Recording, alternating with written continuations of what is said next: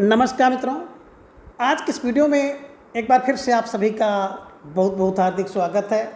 हम आशा करते हैं कि आप सभी स्वस्थ होंगे, मस्त होंगे और पूरी तरह से अपनी तैयारी में व्यस्त होंगे। तो मित्रों, आज की इस वीडियो में हम टीजीटी पीजीटी हिंदी के पाठ्यक्रम पर आधारित 125 से महत्वपूर्ण प्रश्नों को व्याख्यात्मक तरीके से हल करेंगे और उसके साथ इन्हें ट्रिक की सहायता से याद करने का भी प्रयास करेंगे। तो हम आशा करते हैं कि वीडियो आप सबके लिए बहुत ही महत्वपूर्ण होने वाला है, इसलिए इस वीडियो को आप लोग अंत तक जरूर देखें। और अगर आपको थोड़ा सा भी उचित लगे तो इस वीडियो को अपने जो परिचित लोग हैं ना, उनके पास भी शेयर कर सकते हैं। तो जैसा कि स्क्रीन पर आप देख पा रहे हैं, प्रश्न पत्र 10 टीजीटी पीजीटी हिंदी, और आज की इस प्रश्नोत्तरी का पहला प्रश्न है कि हिंदी साहित्य का बृहद इतिहास का प्रकाशन कितने भागों में किया गया है। ये बांटा नहीं बल्कि किया गया है। विकल्प ये कह रहे हैं कि 16 खंड में किया गया है, विकल्प भी कह रहे हैं कि 16 कांड में किया गया है, विकल्प सी कह रहे हैं कि 16 सर्ग में है, या फिर विकल्प डी 16 प्रकरण में है। तो प्रश्न संख्या 1 आपके स्क्रीन पर, और आज की प्रश्नोत्तरी की शुरुआत आपको बिल्कुल सही जवाब से करनी है। तो सोच समझ कर विचार करके आपको जवाब देना होगा। सब में 16 है, लेकिन आपको जवाब के रूप में चयन करना है कि 16 खंड है, कांड है, सर्ग है या प्रकरण है। तो बिल्कुल धीरे धीरे आप सबका जवाब भी आ गया कि सर विकल्प ए को लॉक किया जाए। 16 खंड इज राइट आंसर, है ना। तो बिल्कुल जिन भाई बहनों का जवाब विकल्प ए रहा 16 खंड, तो 16 खंड इज राइट आंसर, इसे ध्यान में रखिएगा और बिल्कुल हमेशा के लिए बैठा लीजिए। अब कैसे दिमाग पर रखेंगे, तो देखिए बात करें इतिहास ना, तो इतिहास जब भी लिखा जाता है तो खंड में लिखा जाता है, बस दिमाग में रख लीजिएगा। इतिहास जब भी लिखा जाएगा तो खंड में लिखा जाएगा, तो खंड फार 16 खंड ध्यान में रखिएगा, ठीक है ना। और बृहद खंड, बृहद इतिहास, इतिहास का खंड 16 खंड, ठीक है। चलिए आगे प्रश्न संख्या 2 है कि निम्न में से एक सुमेलित नहीं है। अब विकल्प ये कह रहे कि चारणकाल गियर्सन ने कहा है, यह सुमेलित नहीं है, या फिर विकल्प बी वीरगाथा काल आचार्य रामचंद्र शुक्ल जी ने कहा है, यह सुमेलित नहीं है। विकल्प सी कह रहे कि वीर काल विश्वनाथ जी ने कहा है, यह सुमेलित नहीं है, या फिर विकल्प डी प्रारंभिक काल राम कुमार वर्मा जी ने कहा है, आदिकाल के विषय में कहा है, तो ये शुद्ध नहीं है, ये सुमेलित नहीं है। प्रश्न संख्या 2 का जवाब आप सबको देना है।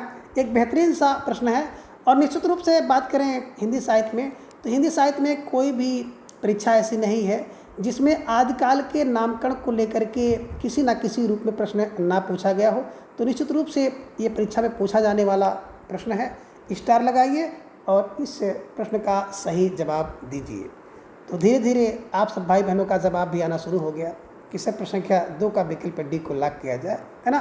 प्रारंभिक काल जो नामकरण है आदिकाल का, राम कुमार वर्मा जी ने नहीं दिया है, बल्कि राम कुमार वर्मा जी की बात करें तो इन्होंने कहा था संधि एवं चारणकाल। मैंने आपको बताया था कि राम के कुमार जब घोड़ा को पकड़ लेते हैं तो कहते हैं संधि करो या रण करो, संधि करो या रण करो, राम जी को बुलाते हैं ना। तो राम के कुमार संधि एवं चारणकाल कहेंगे। प्रारंभिक काल, प्रारंभ तो मिश्र बंधु करते हैं, तो बंधु फार मिश्र बंधु को ध्यान में रखिएगा। तो निश्चित रूप से बिल्कुल प्रश्न संख्या 2 का जो सही जवाब है विकल्प डी इज राइट आंसर। सुंदर तैयारी और उत्कृष्ट जवाब आप सबका, बिल्कुल सराहनीय। रविवार का दिन है और आप सब सारे कामकाज को छोड़ करके बिल्कुल आज की इस प्रस्तुति में जुड़े हैं, तो निश्चित रूप से आप सब भाई बहनों का अच्छा होने वाला है और आप सभी को अग्रिम ढेर सारी हार्दिक शुभकामनाएं। प्रश्न संख्या 3 है कि आख्यायिका शैली में लिखा गया प्रथम उपन्यास कौन सा है। विकल्प कह रहे कि श्यामा स्वप्न है, विकल्प भी कह रहे हैं कि हृदय हारड़ी है, विकल्प सी कह रहे हैं कि देवरानी जेठानी की कहानी है, या फिर विकल्प डी चंद्रकांता संतत। तो प्रश्न संख्या 3 का जवाब आप सबको देना है कि आख्यायिका शैली में लिखा गया हिंदी का प्रथम उपन्यास कौन सा है। और बिल्कुल उपन्यास प्रश्नावली जो इस समय चल रही है, तो निश्चित रूप से उसमें ये प्रश्न आप सबसे पूछा गया था।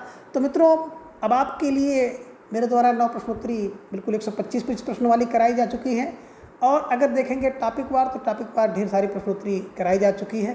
तो अब वो सिलसिला आ गया है कि ढेर सारे प्रश्न तो बिल्कुल रिपीटेड होंगे, और किसी किसी प्रश्नोत्तरी में तो मैं जानबूझ करके पुराने प्रश्नों को शामिल करूंगा, ताकि आपकी तैयारी देखें कि अब किस स्थिति में है। और अब जो प्रश्नोत्तरी मेरे द्वारा कराई जाएगी इसकी स्पीड थोड़ा सा तेज़ रहेगी, तो हम लोग तेज़ी के साथ चलेंगे। तो बिल्कुल आप जवाब दीजिए, और धीरे धीरे आप सब भाई बहनों का जवाब भी आ गया कि सर प्रश्न संख्या 3 के विकल्प ए को लॉक किया जाए। श्यामा स्वप्न इज राइट आंसर। मैंने बिल्कुल आपको बताया था कि ठाकुर जगमोहन सिंह का है, और श्यामा स्वप्न कौन बिल्कुल श्यामा स्वप्न जो होता है ना, जग को मोह लेता है, तो जगमोहन का है। और कोई व्यक्ति स्वप्न देखता है ना, तो बिल्कुल आख्यायिका का होता है, ध्यान में रखिएगा। तो निश्चित रूप से आप सबका सही जवाब, अच्छी तैयारी। और चलते हैं अगले प्रश्न पर। प्रश्न संख्या 4 है कि विद्यापति को देवोपासक किसने कहा है? विकल्प ए कह रहे कि डॉक्टर बच्चन सिंह ने कहा, विकल्प बी निराला जी ने, विकल्प सी हजारी प्रसाद द्विवेदी, या फिर विकल्प डी हर प्रसाद शास्त्री। प्रश्न संख्या 4 का जवाब आप सबको देना है। प्रश्न आपके स्क्रीन पर, जवाब आपके सामने। सोचिए, समझिए, विचार कीजिए, इसके बाद का जवाब दीजिए। तो धीरे धीरे आप सब भाई बहनों का जवाब भी आ गया कि सर विकल्प डी को लॉक कीजिए। विकल्प D her Prasad Shastri is right answer, है ना। देखिए जो पंचदेव उपासक है ना, तो भैया पंचदेव उपासक कौन है? बोले हर प्रसाद है, हरि का प्रसाद, है ना। देव की उपासक है, उपासक के बाद क्या करेंगे? हरि का प्रसाद करेंगे। तो हर प्रसाद शास्त्री इज राइट आंसर। ध्यान में रखिए, स्टार लगाइए और इस प्रश्न को ऐसे ही अपने दिमाग में बैठा लीजिए। निश्चित रूप से इस प्रश्न का सामना आपसे किसी न किसी परीक्षा में होने वाला है, इसलिए इस प्रश्नावली के सभी प्रश्नों को आप उसी तरह से बिल्कुल हल करें जैसे कि आप परीक्षा में बैठे हैं, ठीक है ना। कौन सा प्रश्न और किस रूप में आपसे परीक्षा में मिल जाए, इसका कोई अंदाजा नहीं है।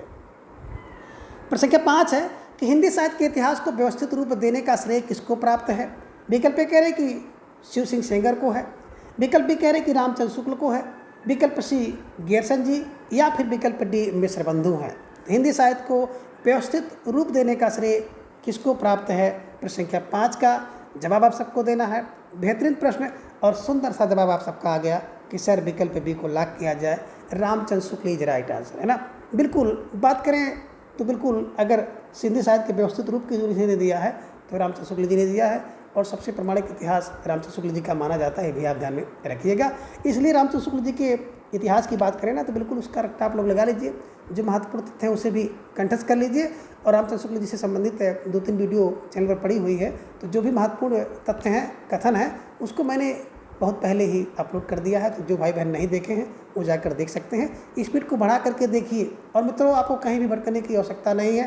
पूरा सिलेबस, पूरा पाठ्यक्रम मेरे द्वारा बहुत पहले ही यूट्यूब पर अपलोड किया जा चुका है, और बिल्कुल आप लोग उसको जाकर देखें। और आप लोगों की तैयारी उस लेवल की है कि आपको कहीं इधर उधर भटकने की ज़रूरत नहीं है। आप में से ढेर सारे भाई बहन बिल्कुल एकदम टीचर हैं और बड़े परफेक्ट टीचर हैं।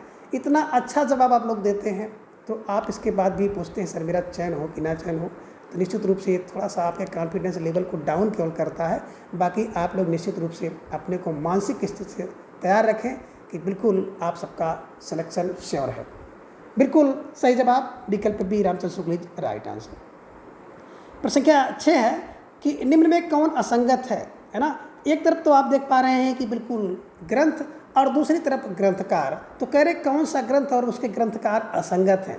विकल्प ए कह रहे कि हिंदी कोविद रत्नमाला श्याम सुंदर दास की है, यह संगत है, या फिर विकल्प बी हिंदी शब्दानुशासन किशोरीदास वाजपेयी का है, यह संगत है। विकल्प सी कह रहे कि हिंदी नवरत्न मिश्र बंधु की रचना है, यह संगत है, या फिर विकल्प डी कह रहे कि पुरानी हिंदी राजेंद्र बाला घोष ने कहा है, ये असंगत है। तो बिल्कुल प्रश्न संख्या 6 का जवाब आप सबको देना है। सुंदर सा प्रश्न आप सबके स्क्रीन पर है, और धीरे धीरे आप सबका जवाब भी आ गया कि सर विकल्प डी को लॉक किया जाए।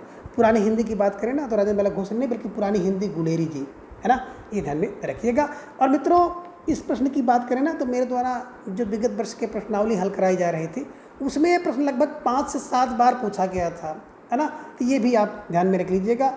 और चैनल पर कुछ हमारे नए भाई बहन हैं, तो थोड़ा सा वो परेशान दिखते हैं, निराश हताश हैं। तो मित्रों, आप लोगों को निराश हताश होने की आवश्यकता नहीं है। विगत प्रश्नों से संबंधित जो प्रश्नावली मेरे द्वारा अपलोड की जा चुकी है, उसे जा कर के आप देख सकते हैं। उससे आपको एक पुराने जो प्रश्न है ना, उनका एक स्टैंडर्ड पता हो जाएगा, तो उसको भी देख करके अपनी तैयारी को बेहतर कर सकते हैं। नई प्रश्नोत्तरी आप सबके लिए चल रही है। धीरे धीरे इसी तरह से कुछ नई नई चीज़ें लेकर मैं आऊँगा, और आप सबकी जो तैयारी है उस तैयारी को बिल्कुल अंतिम अंजाम तक ले जाने का प्रयास करूँगा। तो फिलहाल आप सबका जो जवाब था प्रश्न संख्या 6 का विकल्प डी इज राइट आंसर।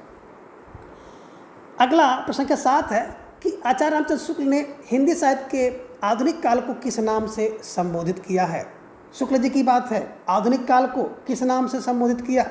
विकल्प ए कह रहे कि वर्तमान काल, विकल्प बी गद्य काल, विकल्प सी उत्थान काल, या फिर विकल्प डी वीरगाथा काल। प्रश्न संख्या 7 का जवाब सबको देना है। प्यारा सा प्रश्न है आप सबकी स्क्रीन पर, और धीरे धीरे आप सबका सुंदर सा जवाब आया कि सर प्रश्न संख्या 7 के विकल्प बी को लॉक किया जाए, गद्य काल इज राइट आंसर। बिल्कुल, आधुनिक काल को गद्य काल किसने कहा है? रामचंद्र शुक्ल जी ने कहा है, ये ध्यान में आपको रखना होगा। ठीक है, चलिए प्रश्न संख्या 8 है कि हिंदी साहित्य के प्रथम इतिहास के विषय में कौन सा कथन असंगत है? अब विकल्प ये कह रहे हैं कि हिंदी भाषा में लिखा गया था, है ना। हिंदी साहित्य का प्रथम इतिहास की बात की जा रही है कि जो सबसे पहला इतिहास लिखा गया था, कह रहे विकल्प ये हिंदी भाषा में लिखा गया। विकल्प बी कह रहे कि फ्रेंच भाषा में लिखा गया। विकल्प सी कह रहे गासा दत्तासी महोदय ने लिखा। और विकल्प डी कह रहे हैं कि 1839 ईस्वी में लिखा गया। तो कौन सा एक असंगत है? प्रश्न संख्या 8 का जवाब आप सबको देना है। प्रश्न आप सबके स्क्रीन पर, जवाब आपके सामने, उत्तर आपको देना है। बिल्कुल आप सबका जवाब आ गया कि सर विकल्प ये को ही लॉक किया जाए। विकल्प ये हिंदी भाषा में लिखा गया, ये जो है सही नहीं है, असंगत जवाब है, बिल्कुल, है ना। इसको आप दिमाग में बैठा लीजिए। और बहुत बड़ी विडंबना है कि हिंदी साहित्य का इतिहास लिखा गया, और हिंदी साहित्य का इतिहास कौन लिखा? एक फ्रेंच का विद्वान लिख रहा है, हिंदी भाषा में नहीं लिख रहा है, फ्रेंच भाषा में लिख रहा है। ये भी बड़ी विडंबना की बात है। तो निश्चित रूप से विकल्प ये को आप लॉक करिएगा, ये असंगत है। बात करें हिंदी साहित्य का प्रथम इतिहास, फ्रेंच भाषा में लिखा गया। फा से फर्स्ट, फा से फ्रेंच, फर्स्ट इतिहास फ्रेंच भाषा में। गासा दत्तासी महोदय ने लिखा, बिल्कुल, इस्तवार दालाला, और यहाँ पे गासा दत्ता, तो इस्तवार दाला, यहाँ पे दाला दाता, है ना। और 1839 ईस्वी में लिखा गया था, ये ध्यान में रखिएगा। ठीक है, चलिए आगे प्रश्न संख्या 9 है कि रीतकाल को अलंकृत काल किसने कहा है? रीतकाल को अलंकृत काल किसने कहा, यानी कि रीतकाल का नाम अलंकृत काल किसने दिया है? अब विकल्प ये कह रहे हैं कि रमाशंकर शुक्ल रसाल ने कहा। विकल्प बी कह रहे हैं कि विश्वनाथ प्रसाद मिश्र ने कहा है। विकल्प सी मिश्र बंधु ने, या फिर विकल्प डी रामचंद्र शुक्ल ने। तो प्रश्न संख्या 9 का जवाब आप सबको देना है कि रीतकाल को अलंकृत काल किसने कहा है। और आप सबका जवाब तेजी के साथ आ गया कि सर विकल्प सी को लॉक किया जाए, मिश्र बंधु इज राइट आंसर, है ना। मैं जब भी रीतकाल के अलंकृत काल को बताता हूँ, मैं आपसे हमेशा कहता हूँ कि अलंकृत कौन करेगा? आपके बंधु या हमारे बंधु, किसी के बंधु होते हैं ना, तो बंधु अलंकृत करता है। ये ध्यान में रखिएगा।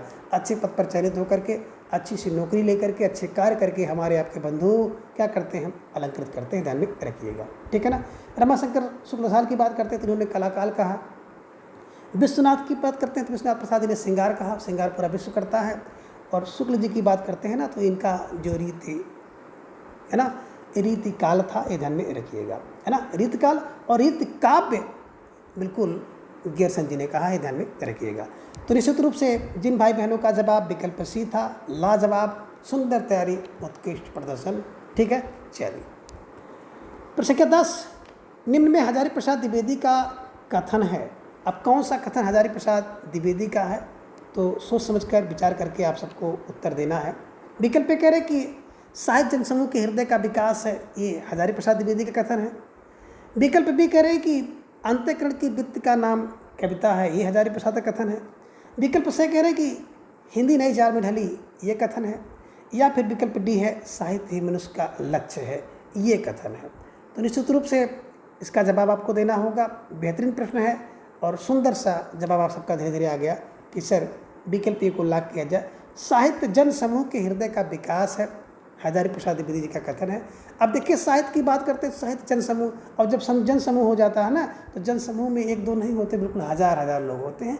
ऐसे दिमाग में बैठा लीजिएगा कि सर जन समूह जो होता है ना, एक दो का नहीं होता है, हजार हजार का होता है। तो हजार हजार मतलब हजारी प्रसाद द्विवेदी जी का कथन है, ध्यान में रखिएगा। ठीक है, नई चाल में ढली तो भारतेंद्र चंद जी का है। अंत्यकरण की बात करते हैं महावीर प्रसाद द्विवेदी का है। और बिल्कुल मनुष्य ही साहित्य का लक्ष्य है, तो संभवतः बालकृष्ण भट्ट जी का है, ध्यान में रखिएगा। ठीक है, चलिए आगे प्रश्न संख्या 11 है कि आत्महत्या के विरुद्ध कविता संकलन है। अब कह रहे कि आत्महत्या के विरुद्ध कविता संकलन किसका है? विकल्प कह रहे कि सर्वेश्वर दयाल सक्सेना का है। विकल्प बी धर्मवीर भारती का है। विकल्प सी कह रहे कि रघुवीर सहाय का है। या फिर विकल्प डी मुक्ति बोध का है।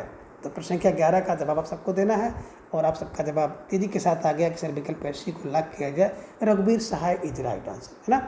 देखिए बात करें आत्महत्या, तो आत्महत्या के विरुद्ध कौन सा है? बोले सर आत्महत्या के विरुद्ध तो रघुवीर ही सहाय होंगे। तो आत्महत्या के विरुद्ध कौन सा है? बोले सर आत्महत्या के विरुद्ध रघुवीर सहाय। ठीक है, ये ध्यान में रखिएगा और निश्चित रूप से इसको इसी तरह से याद करने का प्रयास करिएगा, आपके दिमाग पर बैठ जाएगा और हमेशा के लिए ये ट्रिक कारगर होगा। प्रश्न संख्या 12 कि निम्न में से प्रेमचंद का अंतिम उपन्यास कौन सा है।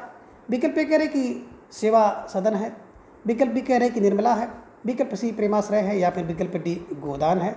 तो प्रश्न संख्या 12 का जवाब आप सबको देना है। एक बेहतरीन प्रश्न है कि निम्नलिखित में से कौन सा प्रेमचंद का अंतिम उपन्यास है, यानी कि रचना काल के अनुसार कौन अंतिम में लिखा गया है। तो आपको जवाब देना है और आप सबका जवाब भी आ गया। सर विकल्प डी को लॉक किया जाए, गोदान इज राइट आंसर, है ना। अब गो का दान करो प्रेम से करो, बोले सर गो का दान करो प्रेम से करो 36 जतन करके, 36 बार 1936 में लिखा गया। अब गांव में कहते हैं ना 36 जतन 36 की कोशिश करो, है ना, कि हर प्रकार से इन किन प्रकार ना आप क्या करो, गो का दान करो प्रेम से करो। तो प्रेमचंद का है, गोदान है, 36 में लिखा गया। अब प्रेमाश्रय, प्रेमाश्रय की बात करते हैं तो प्रेम से गवाएं, गाय माने गोय, है ना, गोएं क्या कहते हैं 7 रहती है 1922 में। निर्मला की बात करते हैं तो आप बिल्कुल 26-27 में लिखा गया है। सेवा सदन 18 जन, सेवा सदन में 18 जन रहते हैं तो 1918 में है, ध्यान में रखिएगा। तो निश्चित रूप से आई होप कि प्रश्न संख्या 12 का जवाब आप सबने विकल्प डी को किया होगा, ये ध्यान में रखिएगा। प्रश्न संख्या 13 है, आसान सा प्रश्न है और कई बार परीक्षा में पूछा गया है कि आनंद कदम्बनी पत्रिका कहाँ से संबंधित है, यानी कि कहाँ से प्रकाशित होती थी। विकल्प कह रहे हैं कि कानपुर से, विकल्प भी कह रहे हैं कि मिर्ज़ापुर, विकल्प सी कलकत्ता या फिर विकल्प डी प्रयाग। तो प्रश्न संख्या 13 का जवाब आप सबको देना है और आप सबका जवाब तेजी के साथ आ गया। अक्सर विकल्प बी को लॉक किया जाए। आनंद कदम्बनी पत्रिका जो है विकल्प बी मिर्ज़ापुर से प्रकाशित होती थी। तो आनंद कहाँ है, बोले सर मिर्ज़ापुर में। तो जो मिर्ज़ापुर में क्या है, आनंद है और कादम्बनी है, ध्यान में रखिएगा, ठीक है। चलिए प्रश्न संख्या 14 है कि बीसल देव रासो किस शैली में लिखा गया है, यानी कि आप कह सकते हैं कि बीसल देव रासो में किस शैली का प्रयोग हुआ है। विकल्प कह रहे कि श्रृंगारिक शैली है, विकल्प बी आख्यान शैली है, विकल्प सी गेय या फिर विकल्प डी प्रबंध शैली। तो प्रश्न संख्या 14 का जवाब आप सबको देना है और ये प्रश्न 2 बार परीक्षा में पूछा गया है, तो निश्चित रूप से आप सबका सही जवाब आना चाहिए और इसको बिल्कुल दिमाग में छापना होगा। तो धीरे धीरे आप सबका जवाब भी आ गया। सर विकल्प सी को लॉक किया जाए, गेय शैली इज राइट आंसर, है ना, ये ध्यान में रखिएगा। अब बीसल देव रासो किसका, नरपति नाल का है।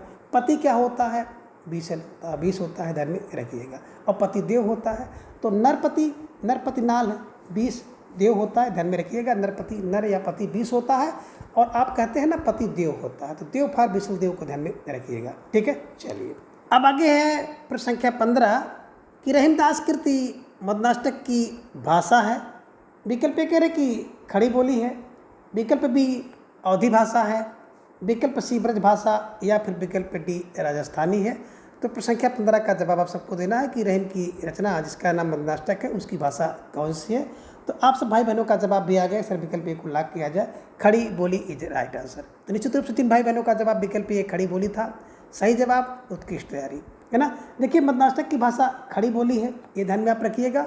और बात करें तो खड़ी बोली के साथ साथ संस्कृत मिश्रित बोली है, ये ध्यान में रखिएगा। और श्री कृष्ण की रासलीला है और इसके अलावा मालनी छंद का प्रयोग इसमें किया गया है, ये भी आप ध्यान में रखिएगा, ठीक है। चलिए प्रश्न संख्या 16 है कि आचार्य रामचंद्र शुक्ल के अनुसार उत्तर मध्यकाल की समय सीमा है। विकल्प कह रहे कि 1050 से लेकर के 1375 विक्रम संवत है, विकल्प बी 1375 विक्रम संवत से 1700 विक्रम संवत, विकल्प सी 1700 विक्रम संवत से लेकर के 1900 विक्रम संवत तक, या फिर विकल्प डी 1900 से लेकर के 1984 विक्रम संवत तक का समय है। तो प्रश्न संख्या 16 का जवाब आप सबको देना है कि बिल्कुल उत्तर मध्यकाल का समय क्या है। बिल्कुल आदिकाल 1050 से 1375 और आप सबका जवाब भी आ गया। सर विकल्प सी को लॉक किया जाए। तो आदिकाल आप जान रहे हैं कि 1350 से 1375 और बिल्कुल पूर्व मध्यकाल 1375 से 1700 और बिल्कुल उत्तर मध्यकाल 1700 लेकर के 1900। इसी उत्तर मध्यकाल को ऋतुकाल कहा जाता है, ध्यान में रखिएगा। तो निश्चित रूप से जिन भाई बहनों का जवाब विकल्प सी था, सही जवाब उत्कृष्ट तैयारी, ठीक है ना। अब थोड़ा सा हम लोग तेजी के साथ चलेंगे, है ना। प्रश्न संख्या 17 है कि निम्न में से कौन सा एक कथन असंगत है। अब विकल्प कह रहे कि सार्थक, और सार्थक का अगर देखा जाए विलोम शब्द उपयोगी होगा। विकल्प बी है दाता, दाता का विलोम शब्द याचक। विकल्प सी कह रहे मनुष्यता और इसका विलोम शब्द पशुता। विकल्प डी गहरा और उस विलोम शब्द होता उथला। तो कह रहे कौन सा एक असंगत है। तो बिल्कुल आप सबका जवाब विकल्प ए सही जवाब रहा कि सार्थक का जो अगर देखा जाए विलोम शब्द होता है निरर्थक, है ना। उपयोगी का बात करते हैं तो अनुपयोगी होता है, ध्यान में रखिएगा। प्रश्न संख्या 17 के विकल्प ए को हमेशा के लिए कंठस्थ कर लीजिए। प्रश्न संख्या 18 है कि अनुरक्त का विलोम शब्द होगा। विकल्प ए कह रहे हैं कि आरक्त, विकल्प बी विरक्त, विकल्प सी निरक्त या फिर विकल्प डी आसक्त। तो प्रश्न संख्या 18 का जवाब आप सबको देना है। बेहतरीन प्रश्न है और सुंदर सा जवाब आप सबका आ गया कि सर अनुरक्त का जो विलोम शब्द होता है ना, विकल्प बी विरक्त इज राइट आंसर। अनुरक्त विरक्त, विरक्त अनुरक्त ध्यान में रखिएगा। ठीक है, चलिए प्रश्न संख्या 19 है कि निम्न में प्रस्तर का पर्यायवाची शब्द नहीं है। बात करें प्रस्तर का पर्यायवाची कौन नहीं है। विकल्प ए कह रहे कि पाषाण नहीं है, विकल्प बी पाहन नहीं है, विकल्प सी उपल नहीं है या फिर विकल्प डी उत्पल नहीं है। तो प्रश्न संख्या 19 का जवाब आप सबको देना है। एक बेहतरीन सा प्रश्न आप सबके स्क्रीन पर और आप सबका जवाब धीरे धीरे आ गया कि सर प्रश्न संख्या 19 का जो जवाब है विकल्प D Utpal is right answer, है ना। जो उत्पल होता है ना, उत्पल माने होता है कमल, ध्यान में रखिएगा। बाकी पाहन, पाषाण और उपल ये सब पत्थर के पर्यायवाची हैं, ध्यान में रखिएगा। ठीक है, चलिए प्रश्न संख्या 20 है कि निर्वात शब्द का समानार्थी शब्द है। विकल्प ए कह रहे हैं कि निर्वात माने होता है ब्रह्म, विकल्प बी कह रहे हैं कि निर्वात माने विवाद रहित होता है, विकल्प सी कह रहे हैं बिना हवा वाला या फिर विकल्प डी बुराई। तो प्रश्न संख्या 20 का जवाब आप सबको देना है कि निर्वात का समानार्थी शब्द क्या है। आप कह सकते हैं निर्वात का अर्थ क्या है। तो निश्चित रूप से आप सब भाई बहनों का जवाब आया कि सर विकल्प सी को लॉक किया जाए। बिना हवा का इज राइट आंसर, है ना।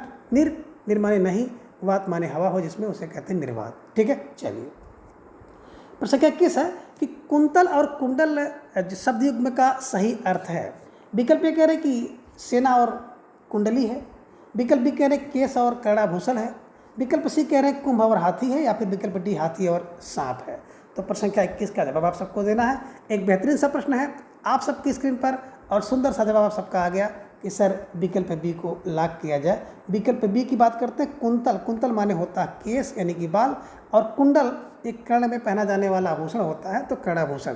तो निश्चित रूप से प्रश्न संख्या 21 का विकल्प बी इज राइट आंसर। ठीक है, चलिए प्रश्न संख्या 22 है कि द्विज शब्द का अनेकार्थी शब्द नहीं है। अब देखिए द्विज का कह रहे हैं कौन सा एक शब्द है जो कि अनेकार्थी शब्द नहीं है। विकल्प ए कह रहे हैं कि द्विज का शब्द का अर्थ होता है ब्राह्मण, विकल्प बी द्विज माने होता है दांत, विकल्प सी कह रहे हैं पक्षी या फिर विकल्प डी हाथी। तो कह रहे कौन एक नहीं है, उसका बिल्कुल आपको जवाब देना है। और धीरे धीरे आप सबका जवाब भी आ गया, सर विकल्प डी को लॉक किया जाए।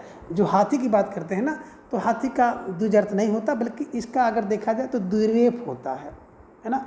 द्विरेफ होता है, ध्यान में रखिएगा, क्योंकि इसके दो दांत होते हैं। उसी को द्विरद भी कहते हैं। द्विरद माने दांत होता है, द्विरदन, है ना। तो निश्चित रूप से संख्या 22 का विकल्प डी ये जो है असंगत है, ये सही नहीं है, इधर में रखिएगा। बात करें ब्राह्मण को द्विज कहते हैं। द्विज माने होता है जिसका 2 बार जन्म हो, है ना। तो ब्राह्मण एक बार जन्म लेते हैं और दूसरी बार जब इनका यज्ञोपवीत होता है यानी कि जनेऊ धारण करते हैं तो इनका जन्म होता है, दूसरा जन्म। दांत भी 2 बार, एक बार पैदा होने के बाद कुछ दिन और फिर दूध वाले दांत गिर के दूसरा दांत जन्म हो जाता है, तो ये द्विज होते हैं। और पक्षी की बात करते हैं ना, एक बार अंडा और अंडे से फिर बच्चा। ठीक है, तो निश्चित रूप से आप सबका जो जवाब था प्रश्न संख्या 22 का विकल्प डी इज राइट आंसर। प्रश्न संख्या 23 है कि गूंगे का गुड़ मुहावरे का सही अर्थ है। अब कह रहे हैं गूंगे का गुड़ मिल जाए तो उस मुहावरे का क्या अर्थ होगा। तो गूंगे का गुड़ मुहावरे का अर्थ है विकल्प ए कह रहे हैं असंभव का, विकल्प बी कीमती वस्तु, विकल्प सी दुर्लभ वस्तु या फिर विकल्प डी आवरणीय वस्तु। तो प्रश्न संख्या 23 का जवाब आप सबको देना है। एक बेहतरीन प्रश्न है आप सबके स्क्रीन पर और बिल्कुल सुंदर सा जवाब आप सबका आना चाहिए। तो धीरे धीरे आप सबका जवाब भी आ गया कि सर विकल्प डी को लॉक किया जाए। आवरणीय वस्तु इज राइट आंसर। निश्चित रूप से जो गूंगा है ना, अगर गूंगा से पूछो कि भैया गुड़ कैसा रहा, मीठा है, खट्टा है, क्या है, तो आवरणीय है, वो वर्णन नहीं कर पाएगा, इधर में रखिएगा। ठीक है, चलिए प्रश्न संख्या 24 है कि कपटी मित्र के लिए सही मुहावरा है। विकल्प ए कह रहे हैं कि दांत काटी रोटी, विकल्प बी कह रहे हैं आस्तीन का सांप, विकल्प सी कह रहे हैं अकल का दुश्मन या फिर विकल्प डी आबनूस का कुंदा। तो प्रश्न संख्या 24 का जवाब आप सबको देना है। प्यारा सा प्रश्न, सुंदर सा जवाब सबका आ गया कि सर विकल्प बी को लॉक किया जाए। आस्तीन का सांप, इस मुहावरे का अर्थ होता है कपटी मित्र, और कपटी मित्र के लिए सही मुहावरा होगा आस्तीन का सांप। ठीक है, चलिए प्रश्न संख्या 25 है कि कौरवी का एक अन्य नाम है। विकल्प ए कह रहे हैं कि एक अन्य नाम हरियाणवी है, विकल्प बी कह रहे हैं कि ब्रजभाषा है, विकल्प सी कह रहे हैं कि बुंदेली है या फिर विकल्प डी खड़ी बोली है। तो प्रश्न संख्या 25 का जवाब आप सबको देना है। बेहतरीन सा प्रश्न है आप सबके स्क्रीन पर और बिल्कुल सुंदर सा जवाब सबका आ गया कि सर विकल्प डी को लॉक किया जाए। खड़ी बोली इज राइट आंसर, है ना। देखिए बात करें कौरवी को, तो कौरवी को खड़ी बोली कहते हैं, इसी को सरहिंदी बोली भी कहते हैं, सरहिंदी भाषा भी कहते हैं, ये ध्यान में रखिएगा। तो निश्चित रूप से आप सबका जो जवाब था विकल्प डी इज राइट आंसर। प्रश्न संख्या 26 है कि नागरिक प्रचारी सभा की स्थापना कब हुई थी। विकल्प ए कह रहे हैं कि 1894 ईस्वी हुई, विकल्प बी 1893 में, विकल्प सी 1993 या फिर विकल्प डी 1994। तो प्रश्न संख्या 26 का जवाब आप सबको देना है और आप सबका जवाब था कि सर विकल्प बी को लॉक किया जाए, 1893 इज राइट आंसर, है ना। नगरी तेरी फार 93 ध्यान में रखिएगा, ठीक है ना। प्रश्न संख्या 27 एक असंगत कथन कौन सा है। अब विकल्प ये कह रहे हैं कि का से माँ तक के जो वर्ण होते हैं उन्हें स्पर्श व्यंजन कहते हैं, विकल्प बी कह रहे हैं कि यारा लावा अंतस्थ व्यंजन है, विकल्प सी कह रहे हैं सा सा हा उसमें व्यंजन है, या फिर विकल्प डी छात्रा ज्ञासरा दुगुड़ व्यंजन है। तो प्रश्न संख्या 27 का जवाब आप सबको देना है और आप सबका फौरन जवाब आ गया कि सर अभी भी ताज़ा हम लोग पर विचार पढ़े हैं, तो विकल्प डी को लॉक किया जाए। छात्राज्ञा आसरा की बात करते हैं तो बिल्कुल ये संयुक्त व्यंजन है, और जो संयुक्त व्यंजन होता है इसकी बात अगर की जाए तो इसमें दो व्यंजन एक स्वर होता है। बात करें अगर छा की, निश्चित रूप से छा, ये देखिए छा है ना, छा, ये ध्यान में रखिएगा। तो आधा क है, फिर आधा सा है और इसके बाद आ है, ठीक है ना। इसी तरह से ता है, आधा ता है, आधा रा है, आ है, त्रा है। इसी तरह से आधा जा है, आधा या है, या है, और इसी तरह से आधा सा है, आधा रा है और आ है। तो निश्चित रूप से इनमें दो व्यंजन और एक स्वर होते हैं, इस कारण से इसे बिल्कुल संयुक्त व्यंजन कहते हैं, ध्यान में रखिएगा। दुगुड़ तो ड ढ होता है, ध्यान में रखिएगा। उसी को तड़नदात कहते हैं, उसी को चित्त कहते हैं, ध्यान में रखिएगा। तो निश्चित रूप से आप सबका जो जवाब था विकल्प डी इज राइट आंसर। प्रश्न संख्या 28 है कि स्पर्श संघर्षी व्यंजन कौन सा है। विकल्प कह रहे हैं कि काका का घा है स्पर्श संघर्षी, विकल्प भी कह रहे हैं कि सा सा हा है, विकल्प सी कह रहे हैं राव ला है, या फिर विकल्प डी चा चा जा है। तो प्रश्न संख्या 28 का जवाब आप सबको देना है और आप सबका जवाब भी आ गया कि सर विकल्प डी को लॉक किया जाए, है ना। जो स्पर्श से और संघर्ष के साथ हो उसे स्पर्श संघर्षी कहते हैं। तो निश्चित रूप से जिन भाई बहनों का जवाब विकल्प डी था, चा छा झा इज राइट आंसर, ठीक है। चलिए प्रश्न संख्या 29 है कि पवन का संधि विच्छेद है। विकल्प कह रहे कि पाधन अवन है, विकल्प बी कह रहे कि पाधन वन है, विकल्प सी कह रहे पोधन वन अन है, या फिर विकल्प डी पौधन अन है। तो पौधन अन का पावन हो जाएगा, पोधन अन बराबर पवन। तो निश्चित रूप से जिन भाई बहनों का जवाब विकल्प सी था, सुंदर जवाब, अच्छी तैयारी, और निश्चित रूप से आप सबकी जो तैयारी है ना इस बार बिल्कुल रंग लाने वाली है। प्रश्न संख्या 30 है कि भानुदय में कौन सी संधि है। संधि का नाम कई बार परीक्षा में पूछा गया है, तो आपको बताना है कि भानुदय में कौन सी संधि है। विकल्प कह रहे हैं गुण संधि, विकल्प बी दीर्घ, विकल्प सी वृद्धि, या फिर विकल्प डी आदि। तो प्रश्न संख्या 30 का जवाब आप सबको देना है। प्यारा सा प्रश्न है और तेजी के साथ हम लोग हल करने का प्रयास करेंगे। तो धीरे धीरे आप सबका जवाब आ गया कि सर बिल्कुल प्रश्न संख्या 30 का जवाब अगर देखा जाए तो भानुधन उदय, भानुदय ध्यान में रखिएगा, भानुधन उदय उ मिलकर के दीर्घ हो गया, तो विकल्प बी दीर्घ संधि इज राइट आंसर, और दीर्घ स्वर संधि ये ध्यान में रखिएगा, ठीक है। चलिए प्रश्न संख्या 31 है कि निम्न में असंगत विकल्प को चुनिए। विकल्प कह रहे हैं कि बहादुर बीबी तुर्की शब्द है, विकल्प बी कह रहे हैं कि रिक्शा झमपान और जापानी शब्द है, विकल्प सी कह रहे हैं कि चाय और लीची चीनी शब्द है, विकल्प डी कह रहे हैं कि औरत और औलाद फारसी शब्द है। तो कह रहे कौन एक असंगत है, इसका जवाब आप सबको देना है। बेहतरीन प्रश्न है और आप सबका जवाब भी आ गया सर विकल्प डी को लॉक किया जाए। औरत और औलाद अरबी नहीं, फारसी नहीं बल्कि अरबी शब्द है, ध्यान में रखिएगा, है ना। और तुर्क की बीबी जो है ना बिल्कुल बहादुर होती है। रिक्शा खा के जापानी, पान खा के रिक्शा चलाता है। लीची और चाय चीनी के शब्द हैं, ध्यान में रखिएगा। तो निश्चित रूप से या इस टॉपिक से भी एक आध दो प्रश्न आपकी परीक्षा में पूछे जाते हैं, तो बिल्कुल जो शब्द है ना उनका स्रोत कहाँ से है ये ध्यान में रखिएगा, ठीक है। चलिए प्रश्न संख्या 32 है कि निम्न में से कौन सा एक विकल्प सुमेलित नहीं है। विकल्प ये कह रहे कि नक्टा में द्वंद्व समास है, ये सुमेलित नहीं है। विकल्प भी कह रहे कार्य निपुण तत्पुरुष समास है, विकल्प सी कह रहे कनक लता कर्मधारय समास है, या फिर विकल्प डी चक्रपाणी में बहुब्री समास है। तो कह रहे कौन सा एक विकल्प सही नहीं है, उसको आपको बिल्कुल है ना जवाब के रूप में चयन करना है। और प्रश्न संख्या 32 आप सबके स्क्रीन पर है, 4 जवाब आप सबके सामने, सोचिए समझिए विचार कीजिए, इसके बाद जवाब आप दीजिए। तो निश्चित रूप से आप सबका जवाब भी आ गया, फिर विकल्प ए को लॉक किया जाए, है ना। कन कटा का द्वंद्व समास नहीं होता है, ये ध्यान में रखिएगा। कन कटा माने कन कटा है जिसका वह है ना, यानी कि जिसकी इज्जत चली गई, ध्यान में रखिएगा, ठीक है। तो निश्चित रूप से प्रश्न संख्या 32 का विकल्प ए राइट आंसर। प्रश्न संख्या 33 है कि निम्न में से किस शब्द में उपसर्ग नहीं है ना।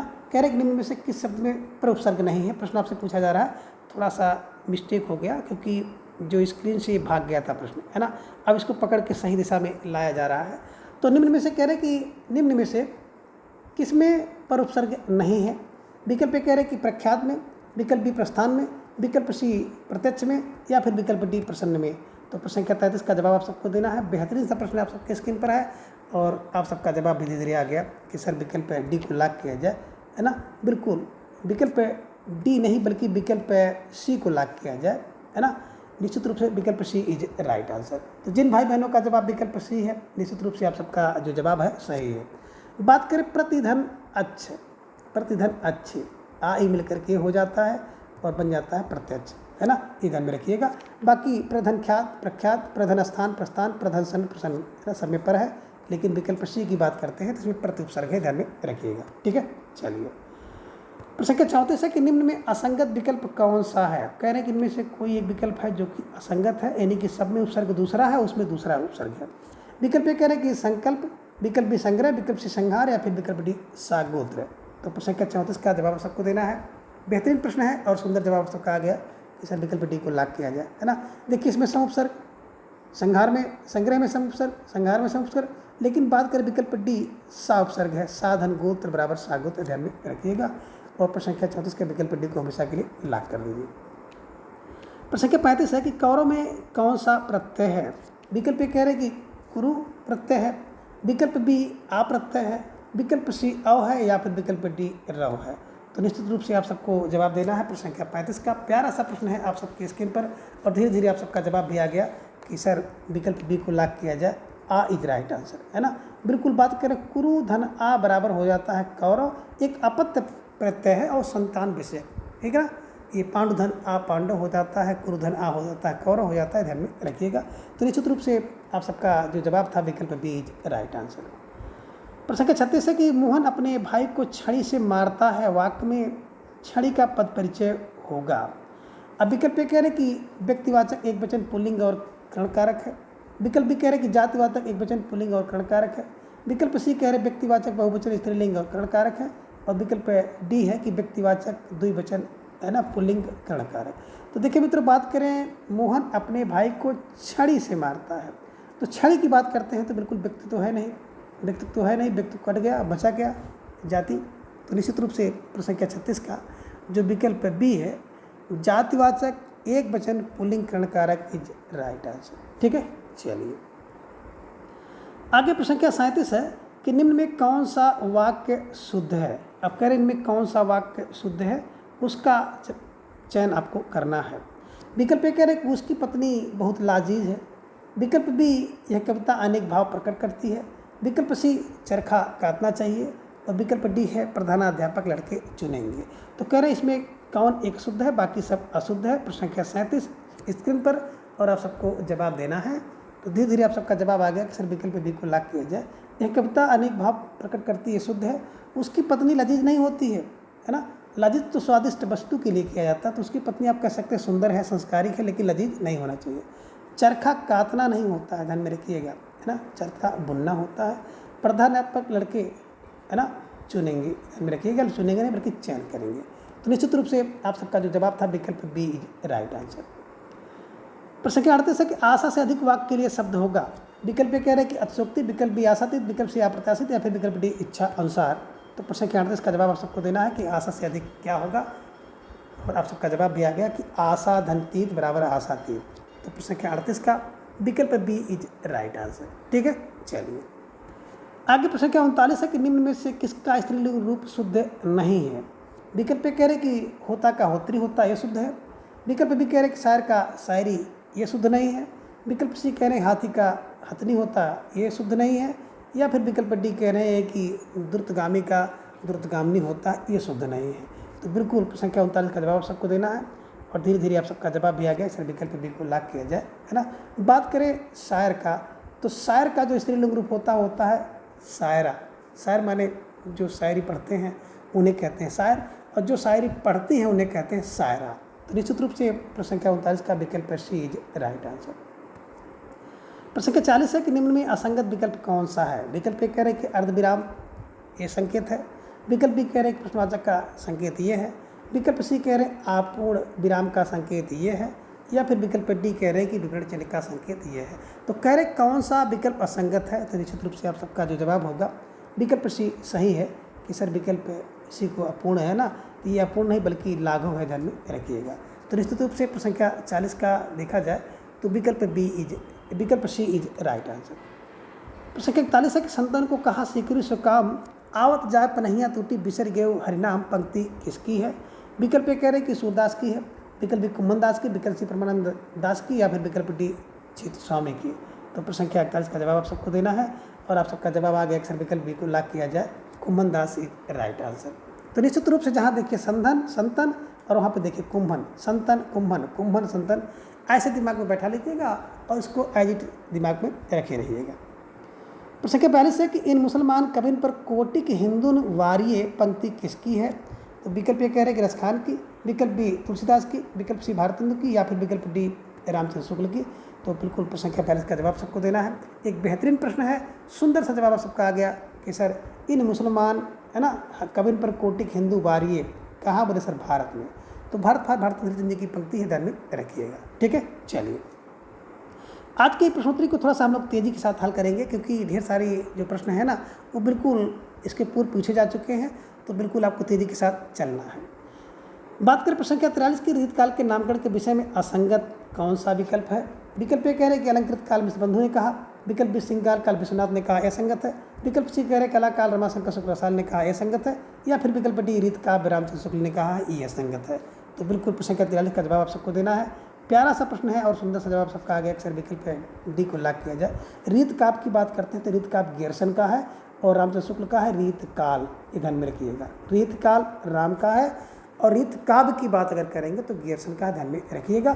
बाकी अलंकृत कौन करता है, बंधु करते हैं, श्रृंगार पूरा विश्व करता है, कला काल रसाल। ठीक है, चलिए प्रश्न संख्या 44 है कि इनमें ऋतमुक्त कवि नहीं है। विकल्प ए कह रहे हैं कि घनानंद, विकल्प बी घनानंद, विकल्प बी कह रहे हैं आलम, विकल्प बी घनानंद, विकल्प सी बोधा, या फिर विकल्प डी मतीराम। तो बिल्कुल आपके दिमाग में एक ट्रिक होनी चाहिए कि 8 शेर धन दे के घनानंद जो है, बोधा जो है घनानंद है ना, बोधा जो है द्विदेव की रीत से मुक्ति हो गया। तो 8 शेर धन दे करके बोधा द्विदेव की रीत से मुक्ति हो गया। तो आलम, घनानंद, बोधा, ठाकुर, द्विदेव है ना, ये ध्यान में रखिएगा। ये सब भैया तो रीत मुक्त कवि हैं, लेकिन विकल्प डी की बात करते हैं तो ये रीत मुक्त कवि नहीं है, ध्यान में रखिएगा। ठीक है, चलिए प्रश्न संख्या 45 है कि रूप मंजरी किसकी कृति है। विकल्प ए कह रहे कृष्ण दास की कृति है, विकल्प बी नंददास, विकल्प सी परमानंद दास, या फिर विकल्प डी चीत स्वामी की।